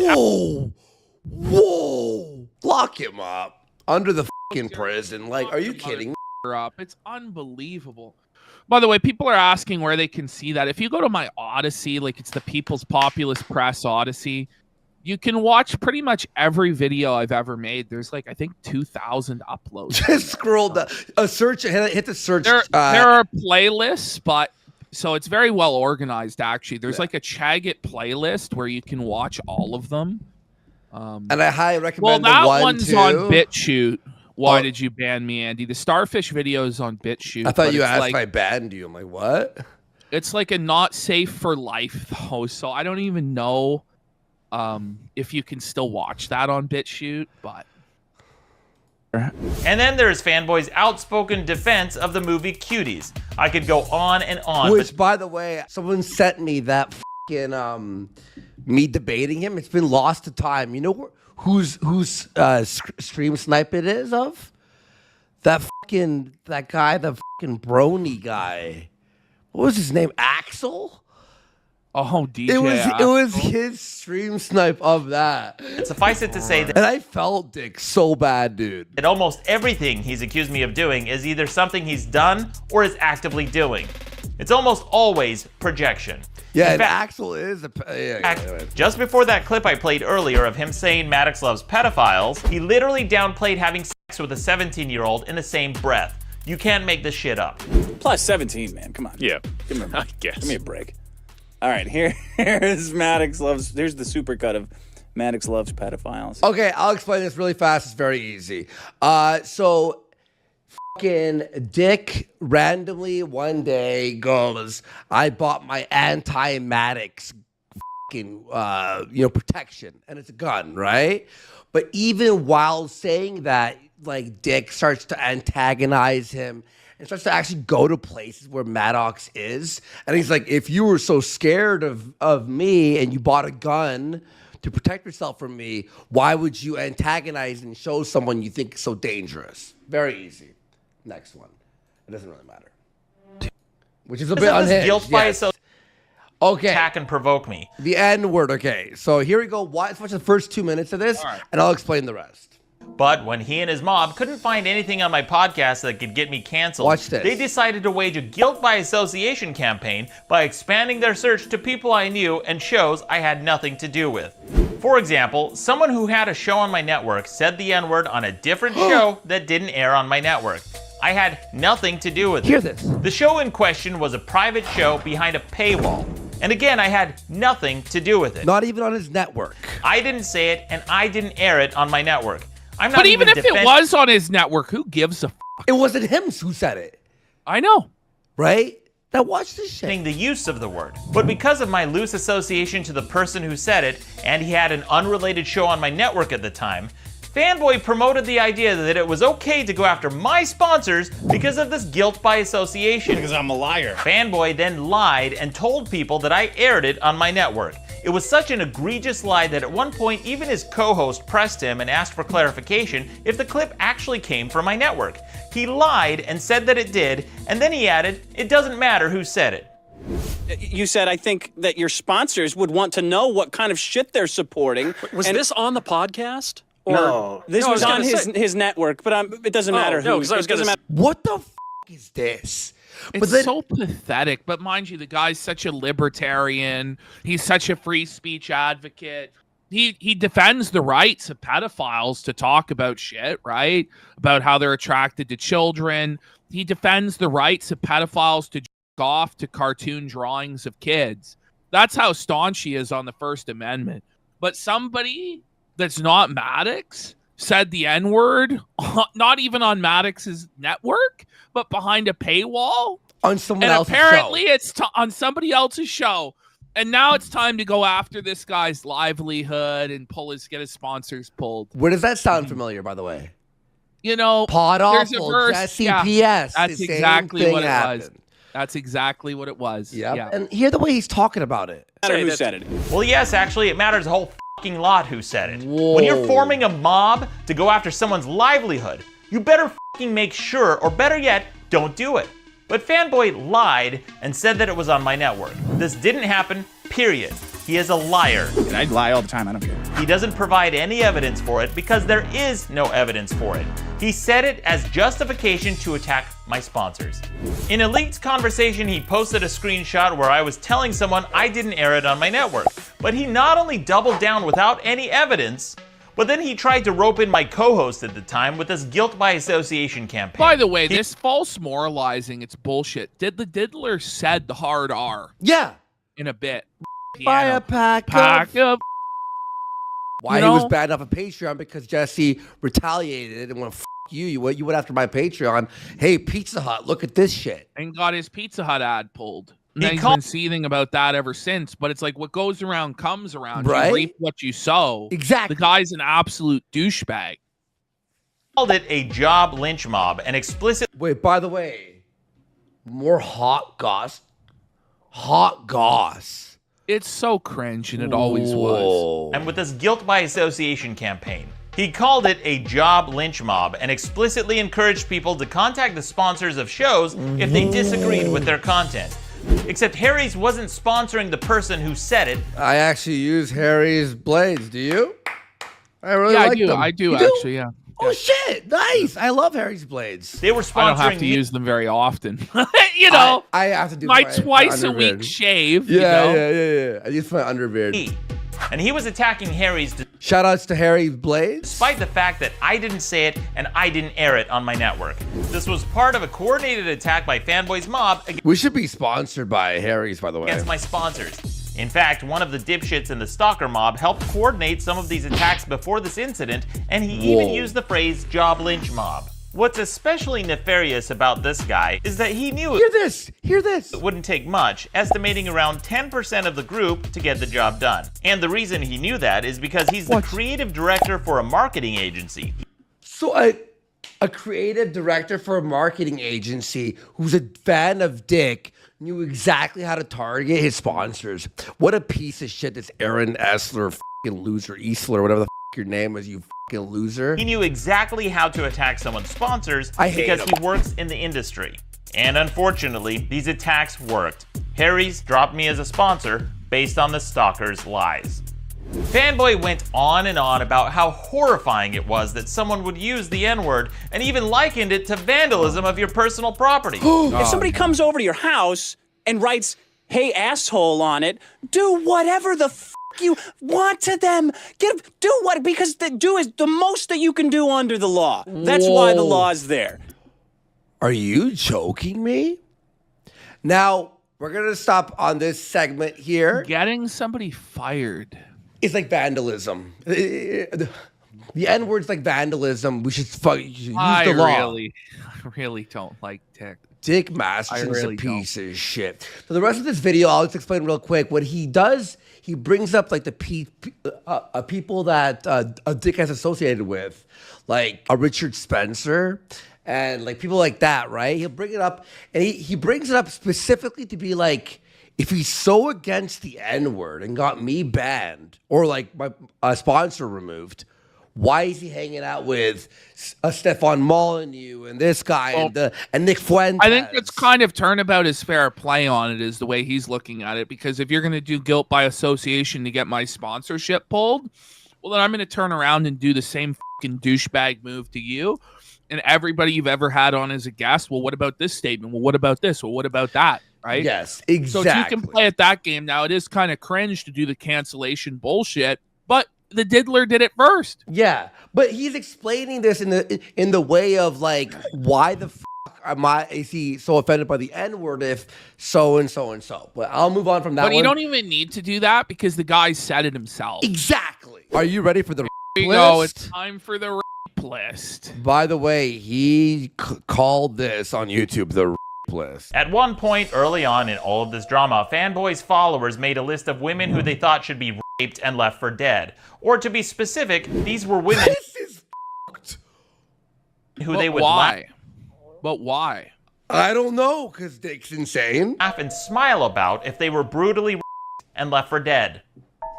They posted this thread on 8chan on a board made for his show, and they put one of my personal friends on the list, as well as the girl I was dating at the time. Then they doxed her on the forums and posted a link on Fanboy's subreddit that he and his frequent co-host at the time, Asterios Kokonos, were moderators of. He needs to be banned off the world. No, it's just a alert. Like, it's just like, it's like so gay. It's, I'm so edgy and badass. Like, we're gonna these gutter slots. Oh. Like, get a grip. Disgusting. This guy's in his 40s. This was part of the reason I decided to finally release my first and only significant public statement after months of slander and obsession, way back when I first cut ties with this stalker, and even then it was only a short 3.5-minute video. At this point, we need to go over a quick timeline of events so things will make sense in chronological order, because some of the stuff happened back in 2016, which seems insane to still be... Do we have to watch the rest of this video? Because Dick says it's not true, but then he receipts it all and shows that it's true. It's totally true. No, you can watch this whole video because it's like 15 minutes of him explaining why it is true. It's on YouTube. You can search it. I'm not taking it out of context. He just battles Dick on the is it true, and he fully proves it. You want to see it? Okay, I'm gonna start playing. I have to take a piss, so I'll just... We got it. All right, hit play and go. And then I'll take a piss, but honestly, he's already explained. Talking about. But that's exactly what this is. Insane. I've never had a stalker this obsessed, and half a decade later, here we are. So, here's how it got to this point. Fanboy was caught lying and talking behind my back in May of 2016. The podcast ended 4 days later when he went on vacation instead of recording the final episode. A few days later, Randy gave me the go-ahead to transfer the feed. Then Fanboy falsely claimed I deleted the website. Then from June to August, the stalker escalated his attacks week after week, slandering my network, my sponsors, and me. At first, it was just talking shit about their products, which he had never used, but then on August 27th, he escalated even further. That's when this stalker took it from just talking shit about my sponsors to personally harassing them on Twitter. It would be one of many times he personally harassed my sponsors. This tweet was the inciting incident. This escalation is one of the main reasons I decided to finally say something. Then 2 days later, a link was posted to the 8chan thread with the list on the stalker's official subreddit. Enough was enough, and that's when I decided to make a public statement. But before I went public, I made a last-ditch effort and personally told one of his moderators and co-hosts at the time, Asterios Kokonos, about the list on his subreddit in the hopes that he would delete the post. Do you believe it enough? Of course I believe it. Honestly, like, listen, watch the video. It's honestly not even anything compared to all the crazy pedophile shit the guy's done. Yeah, you know? exactly. Like, if a guy's willing to support and sweep for pedophiles, he's probably also going to be in favor of rape. If he's in favor of child rape, he's probably in favor of regular rape. He accused me of somehow retroactively we made 9 hours, bro. Ending the podcast because he started dating my ex, which, again, I didn't know about until after the podcast had already ended. He tried to downplay our friendship of 9.5 years to make it sound like less of a scummy move. Doesn't it make you sad? I mean, you used to be like his best friend. Doesn't it make Ian you Miles Chong. sad though? Like, you know, the way that like that shit. But it's not like Maddox ever met my fucking parents. Here's a picture of me fishing with his dad. Yeah, I'm a really amazing liar. I've met his parents numerous times, and they've had me over for family dinners. They've come to live shows I did, and I spent 12 hours on a boat fishing with his dad. But his lying and denying didn't end there. He then lied and said that my ex and I had been broken up for 3 or 4 years when they secretly started dating. Pay attention to how he gradually increases the number of years over time. So 3 years becomes 3 or 4 years, and then eventually he just says it was 4. I started dating Maddox's ex-girlfriend. He'd been broken up with the girl for, I think, 3 years. 3 years, something like that. I think it was like 3 or 4 years. From 4 years ago. Yeah, they'd been broken up for like 4 years. That's another lie. It was about 1.5 years. In fact, She was in the room with us when we started recording the podcast together. The only way his version of events could even make sense is if I had a time machine, because I'd already moved on and was dating someone new. Irrelevant. No, but you know what, though? Go. The whole narrative that he cucked the guy, if you've been broke up with a girl for 18 fucking months, and then a guy gets with your sloppy fucking seconds, are you really cocked? No. Or is the guy really just trying to be you? Yeah. And live as you and skinwalk as you by trying to date your fucking ex-girlfriend? It's crazy. All right, people want to see this. Okay. My new girlfriend at the time was a girl named Jessica who was a model. And that was his girlfriend, by the way. Look, while he broke up with that girl and then dated this girl, and then Dick got with the other girl, but he's smashing this girl. So you think Maddox cared? No. Like to play video Ring it up, Maddox dub again. games and was into metal music. I had no interest in getting back together with my vindictive ex. But that didn't stop Fanboy from running with this bullshit narrative and calling me names like cuck, which is a very curious insult because not only did it turn out that he was in a polyamorous relationship with my ex, Wait, what?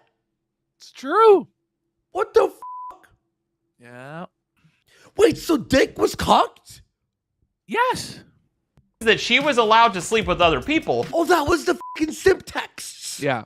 But I've literally had sex with his girlfriend. Maddox Blast. Despite the... It's true. Maddox has had sex with Dick's girlfriend, his long-term girlfriend. But Dick's not actually had sex with anybody that Maddox is with. So it's like the Uno Reverso cockening card. It's Wait. The fact that there is zero evidence for his narrative, because again, the only person who can provide it is me. What? This narrative caught on with his dumb followers. They somehow Yikes. view this as some sort of victory, like dating your buddy's ex makes you real manly. It doesn't. It makes you seem pathetic and incapable, and it reeks of desperation. I don't even like to use this word, but it's very beta. For both of them. He sells this macho image of a Lothario who sleeps with all these women when in reality, he's been stuck with my ex for years. Winners go home and f the prom queen, not the supposed loser's ex. It's incredibly funny to think about because I could literally create a Venn diagram of all the places my penis and his mouth have been. Oh! Felt it! Oh, buddy, that's brutal. Boom! Oh, down goes Diddler Dax. Down goes Diddler Dax. Oh my God. Now, normally I don't like to talk about any of my specific exes because it's nobody. Bro, that he could have just said that as the video. That could have been his entire response to everything, honestly. Business. But because Fanboy has made her such a central part of this bullshit narrative, and because she's found a way to keep getting involved in my life, I'm going to tell you guys all about my stalker ex, who's dating my stalker ex. For whatever reason, Fanboy likes to pretend like nobody knows who she is, but we dated for 4 years and hundreds of my fans have met her and taken photos of us that have been posted online from events like Comic-Con. There was even an article written about us, and one of Fanboy's guests blurted out her name on his show. And tens of thousands of people have her name in print because it was published in one of my books as the first person I thanked in the acknowledgement section. Her name is Marie, but Fanboy calls her 80s girl. Fanboy tries to paint her as just some innocent girl who likes to stay out of the limelight and wants nothing to do with YouTube. She's a teacher. She's a teacher in LA. She's got nothing to do with YouTube. She doesn't want to be famous. She doesn't want to be a celebrity. Except that's a lie. She actually did create a YouTube channel and even asked me for help with it. I told her I'd help key out her green screen, but under the condition that I'd replace it with animal attack videos until she learned how to do it herself. By the way, she made a series where she takes out of context. This bitch isn't the fucking anything to ride home about, especially now she's older, like by 10 years than she was there. She's in her 40s, barren, with no children, miserable, begging Dax to give her children, which he doesn't give her because he's a selfish douchebag. And she's washed up and hit the wall, but the diddler can't let her go, even though he doesn't want to have kids or wife her up, because he's the main connection that he has left to Maddox. And he wants to skinwalk as Maddox and have Maddox's girlfriend, and that's why he's still with her. It's sad. God, are you kidding me? quotes from celebrities and tries to paint them as racist. Hi, and welcome to Out of Context with Marie. I've been watching a lot of Man vs. Food lately, and I noticed that the host says a lot of things that could be considered racist when taken out of context. That's exactly what I've done. Enjoy. During our 4-year relationship, we broke up around 6 times. And sometimes at the end of a relationship, Jeez. I like to write the girl I dated a thank you letter. Where Okay, that's Maddox. Well, well, what do you mean? What do you mean, Maddox? Maddox, sue! Look, no, Maddox, look, you got a dub, but this is questionable. I'll be real here. Oh shit, the sun's fucking I thank them for the good times and wish them well to try to leave things on a positive note. I wrote her one such letter during one of the many times we broke up, and it's something that I think everyone should do if things end amicably, which at the time... No. Don't do that, okay? It's his own personal choice, but I, I would whatever. advise against well, it. maybe because he's, he's known online, so in his mind, he's like, I gotta be as nice as possible in like a goodbye letter, so they don't come back and like dox or texts and shit. Maybe it's like that. Maybe that's why. There's nothing really in the letter. It's just a bunch of sappy shit, and it's nothing I intended to make public because I shared it with just her. Well, it turns out that letter must have really meant something to her because she kept it. And then she shared it with Fanboy for the purpose of harassment and humiliation. Dick Masterson. Wait, has he ever had a hairline? No. Then Fanboy took my private letter written years ago and tried to use it as some sort of proof that I'm not over my ex. So let's follow this logic here. She hung on to this physical letter years after our breakup. Then she shared it as a vindictive attempt to get back at me, and I'm the one who hasn't moved on. Got it. After she gave my letter to the stalker, he then took my letter and started charging money to read Well, people are on chatter saying, no, always smooth things over, yeah. it to people. Yes, apparently my writing is so sought after that even a paragraph I wrote years ago is more popular than anything he's ever written. Fanboy took the letter out of context and mischaracterized it as a get back together with me letter, which it wasn't. Whoa. But that didn't stop him from hyping it up for months because he doesn't have any other content, brand, or identity without me. He's a bottom feeder who spends his entire life reliving the glory days he had with me, like a poor man's Al Bundy, who he also happens to steal jokes from. Even though this letter isn't the pathetic get back together with me letter that he wanted it to be, wouldn't it be funny if that letter existed? A sad, sappy, get back together with me letter written by an ex who hadn't moved on. Wouldn't it be funny if that letter existed?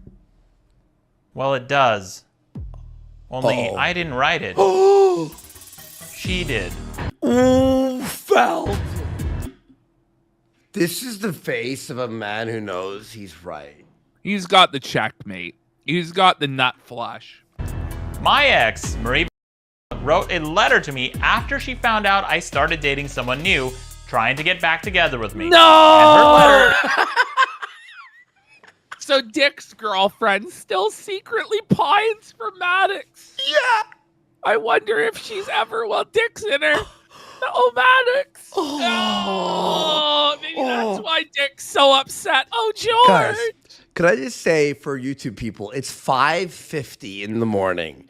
We've been going for 9 hours, 9 hours and 20 minutes. And look at the chat. Everyone say hi to YouTube. This is still our chat, 9 hours and 20 minutes. Put the fucking dick face. You're all just putting the fucking dick face. Do it. This is what we've been looking at for the last fucking 3-4 hours. We've been doing this segment. Say hi, YouTube. Say hi, Matt. Sorry. Hi, Dax. Mad Dax, we called you. That's a crazy chat for at this time. Okay, well, all right, let's keep going. Is time-stamped because it's an email. Maybe I'll start touring the country with it and violate her confidence like she did mine. You should. Maybe I'll hype it up for months and then charge money to have it performed on stage. Aww. Or maybe I'll just read it to you right now for free. Let's go! Without further ado, here's the letter that was sent to me on February 5th, 2015, and we'd only been broken up for 1 year and 3 months when she sent this letter, not 4 years like Fanboy was claiming. Cue the music. But I just want to point out, Even though him arguing that it hadn't been 4 years, Like, it actually makes it better for Dick. But he's actually, like, being so honest. Like, it's so tough, though. After a year and 3 months of breakup, she's still pining for him. If he had went with Dick's narrative that it had been 4 years, it would have been even worse for Dick. Yeah. We've been broken up for a while now. But he's being honest, at least. He has all the receipts. It really solidifies. But this Feltoning is brutal, dude. That you've moved on and that it's over. I guess I always just figured that in the end, when we were both ready, we'd make our way back to each other. Oh, no, Dax sisters. Oh, no. Chadox? They're all calling him Chadox. I know it's a selfish way to think, as well as totally unrealistic. In a way, I guess this is good news for me. This is it. I shouldn't. Man, he felt it as f. This is his, like, love of his life. Is writing letters 1.5 years after the fact. Love letters to Maddox. Ooh, no wonder you flagged this one down, Diddler. Oh, it's so embarrassing, bro. To the idea of you. So maybe it will force me to let you go and move on. It still hurts like hell, though. I can't wait to talk to Maddox. For what it's worth, I will never feel about anyone else the way I did for you. No! Oh! Dick, no! It's not like someone will... Hang on. I gotta for the fucking YouTube people, you've gotta see what's happening in chat here. This is so amazing. At fucking, like, after 9.5 hours of show, dear...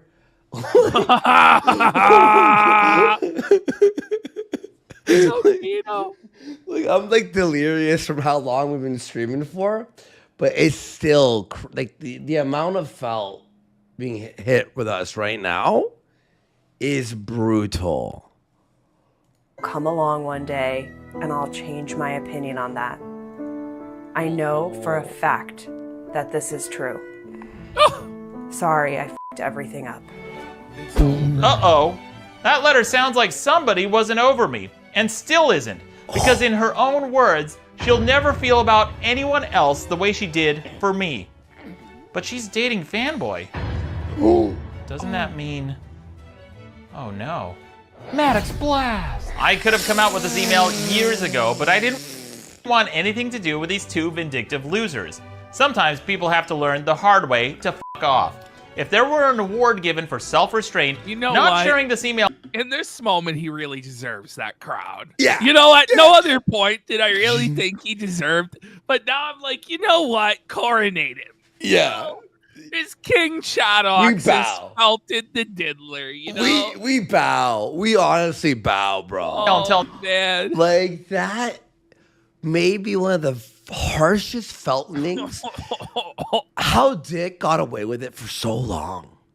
Now would have earned me the Nobel Prize. It's really sad if you think about it, because it sounds like she was using Fanboy to get back at me.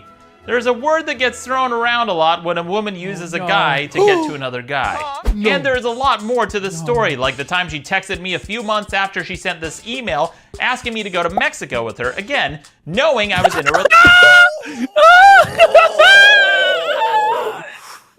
Oh no, Dick! This is ruthless. Oh, he's going in with no lube. relationship. Or the times that she had a package delivered to my house to have an excuse to come over. Or the... Pardon me? The time she called me in a panic because her apartment was haunted by ghosts. I'm not kidding. She actually found some ghost hunters to come to her house and exorcise it for her. What? Or the fact that she still owes me thousands of dollars in back rent and personal loans. Oh, did I mention that she owes me money? In a video where I've provided tons of receipts, here's one more. A literal receipt written in her handwriting to show... Right. Does Maddox keep everything he ever has... Like, this is the most organized motherfucker. If you asked me for a receipt or an email from 2015, I'd be like, what? It's gone, bud. Like, it don't even... ...that she was making payments towards loans that I had given her. He kept a fucking piece of paper. From 2011 and 2012. How? That stopped when we broke up. Like I said, there is People are saying it's an Armenian thing. a lot more to this story, and I could release a lot more, but I was under the impression that this was nobody's fucking business. But I get why they're dating. Fanboy and Marie have a lot in common. They're both obsessed with me, and they both owe me money. But as I mentioned, I want nothing to do with... Oh, man! God, he's already dead. Beat down, bro. He's already dead, dude. either of these losers, especially Marie. And I thought I made that very clear when I blocked her on Instagram, Snapchat, Facebook, and Facebook again on both my public and private accounts. The only reason I found out she had an Instagram account was because I caught her viewing my stories. Maybe she was looking for more of my friends. What the f? Oh, no. Today. Caught viewing Maddox's stories while she's with Dick? It's... Is she looking for some schlick material from their former lover that no one would ever measure up to? It's sounding pretty cocked to me there, Dax. Sounding pretty cocked, bud. It's over. It's and over. It sounds like he's holding stuff back here, too. That's Yeah. probably really fucking bad.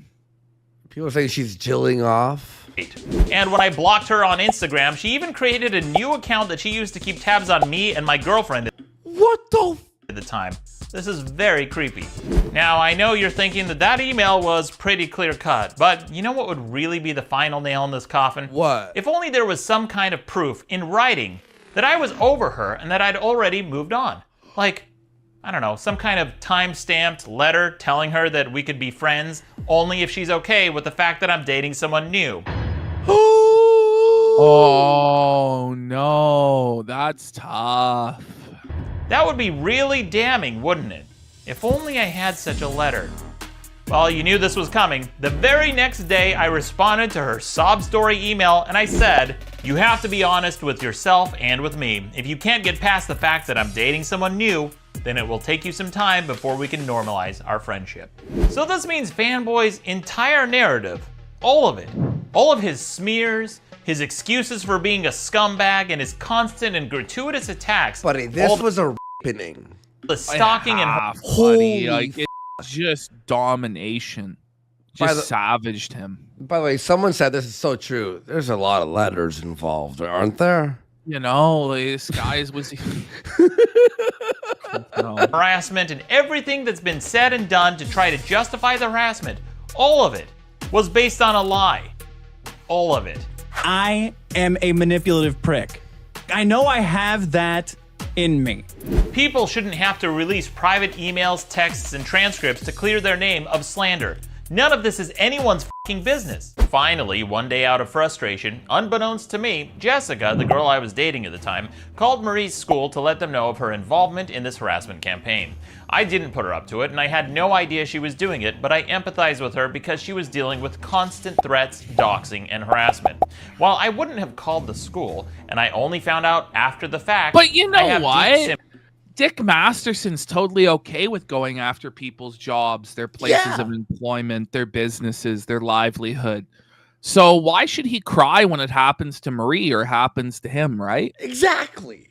He's totally cool with it when it happens to Eric July and when it happens to Maddox. I know that that's wrong to contact fucking Marie's school, but when you play stupid fucking games like this, Dax, you win stupid fucking prizes. You guys escalate it time and time again to real life when it doesn't need to go there. Jessica, because nobody deserves the abuse she received.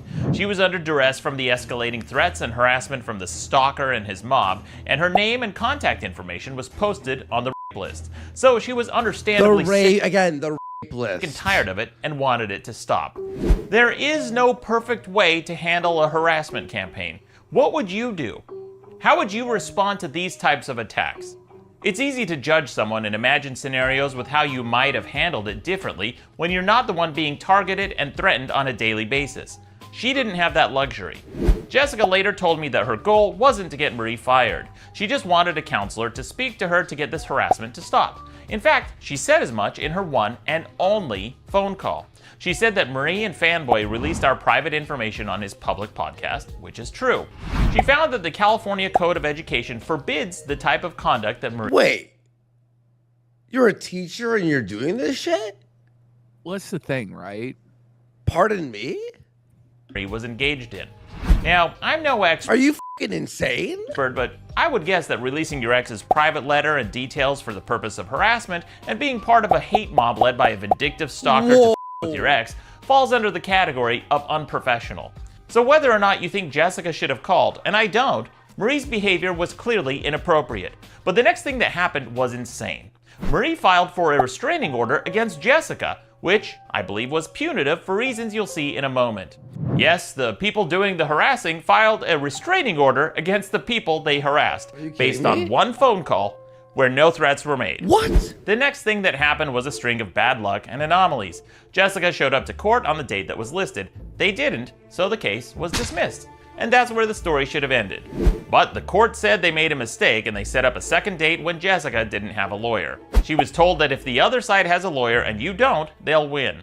And that's exactly what happened. The court granted a 3-year restraining order against Jessica based on one phone call.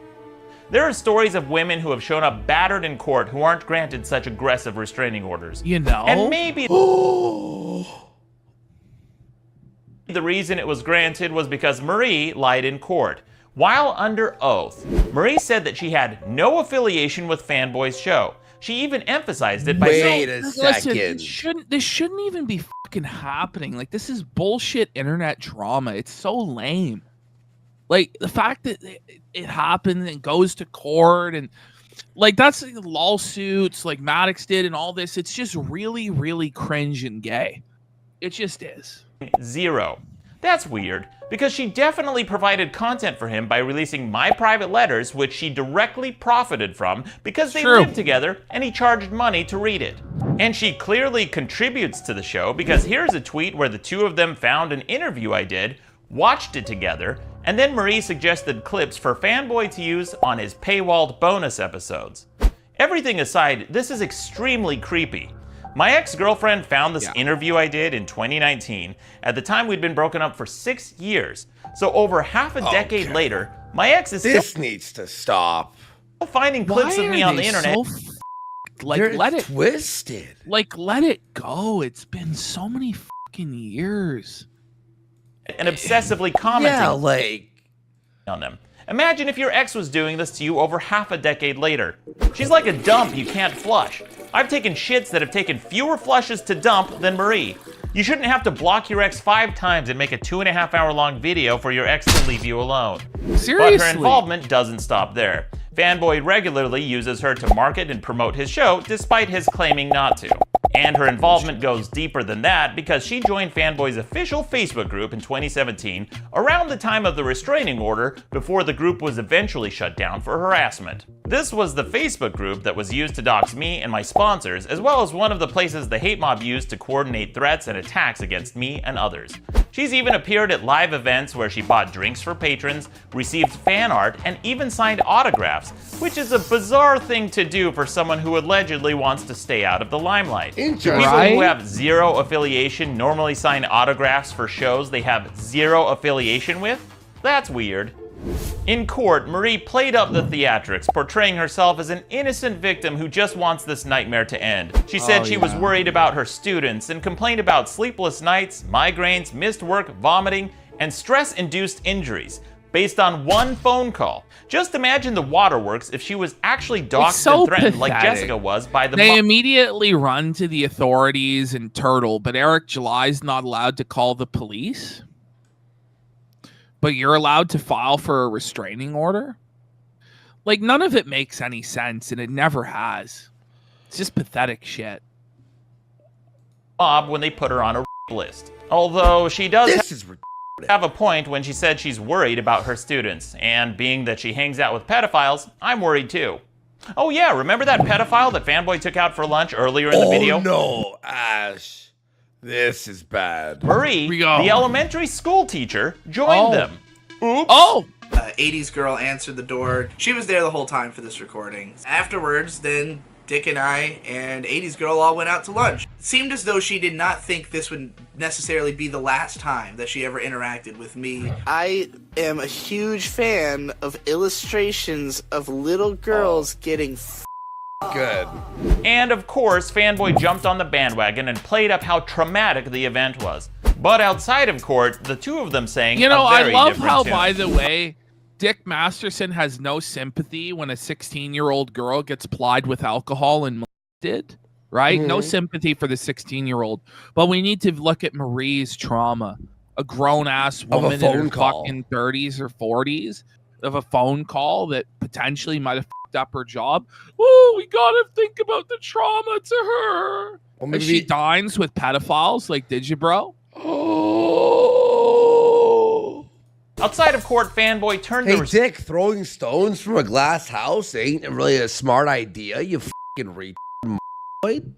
Dumb restraining order into a big spectacle and made a mockery of it. Maybe if you just f***ed off and did your own show with your pedophile co-host, we'd leave you alone. But now you basically like made us go like, what the f*** are you doing here? The drinking You game. wanted your attention? Here it is, bud. Here it is, Dick. Here it is, Dick. So which is it? Is it so allegedly traumatic that it warrants a 3-year restraining order? Or is it a big spectacle that you could turn into a drinking game for content? And what do courts think of stunts like this? Do judges usually respond favorably to people using the legal system for content on a podcast? What the? Is it normal for victims of an allegedly traumatic event to make a mockery of the law by turning it into a drinking game? Please let me know if you have any knowledge in this area or if you have any legal expertise. What? Then, after Marie lied in court, Jessica was slightly relieved because getting a restraining order goes both ways. You can't contact the person it was granted to, but they're not supposed to contact you either. A restraining order is supposed to be used as a shield to defend yourself against stalking and harassment, not as a sword to attack the party you got it against. But that's exactly what they did. Fanboy almost immediately used the restraining order to incite his hate mob by lying and exaggerating about what happened. For example, the week of June 19th, 2017, Fanboy did a podcast about the restraining order and lied, saying that Jessica called multiple schools to make it sound worse than just one phone call. Called that school. Called a number of other schools up and down the No, the she chain. didn't. Called that school. Bullshit. Called that school the school where she worked. Wow. Called the school that feeds into that school. Calling school one school next school. What a next lying sack of shit. school. Sure. To make his people just attack them? Fanboy's co-host. Where at the is time, that in the Mysterious court Kokonos, transcript? Got it Yo. It can't be found in the court transcript. on the slander and amplified this false claim. And again, I can't stress this enough. This is 100% false. Maddox's girlfriend contacted every school in Los Angeles with a certain name until she found the school that my friend Dax's girlfriend worked at. They are both liars. And if you want proof, here's the official transcript from the school itself, where it says clearly that she made one phone call and it was transferred. In fact, the school's coordinator who took the actual call said it under oath. But not satisfied with the judgment received in Marie's favor, Fanboy sought to use the restraining order as a cudgel to encourage his hate mob to attack Jessica further. And that's exactly what happened. Shortly after Fanboy's over-the-top posturing about how he's twisted, allegedly traumatic this event was, one of his longtime followers sent Jessica death threats. Out of curiosity, I clicked on one of the profiles to see why they were attacking Jessica. And surprise, surprise, the first thing I saw when I clicked on this person's Facebook page was a link to Fanboy's episode where he talked about the restraining order. So there you have it, a direct causal connection between what he said and the threats she received. So if there was any doubt as to why these threats were made, here's the smoking gun that this person was directly motivated to attack her after listening to the lies and slander on Fanboy's podcast.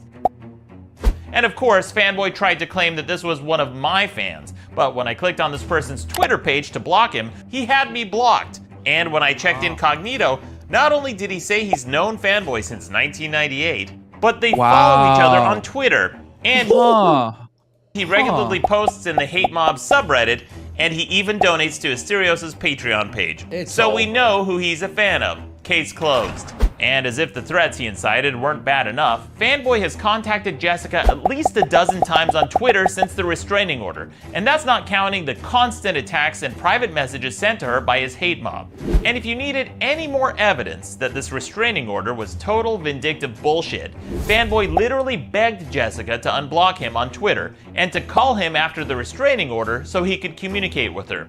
Since Fanboy lives with Marie and does his show from his home, he's literally asking someone Marie got a restraining order against to call into her home. If one phone call to her school caused vomiting, migraines, and whatever, I can only imagine what Marie must be feeling that her own boyfriend is inviting her alleged harasser to call into her home.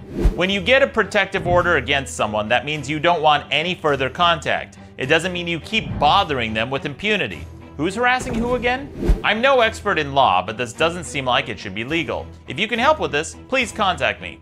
And speaking of the law... Listen.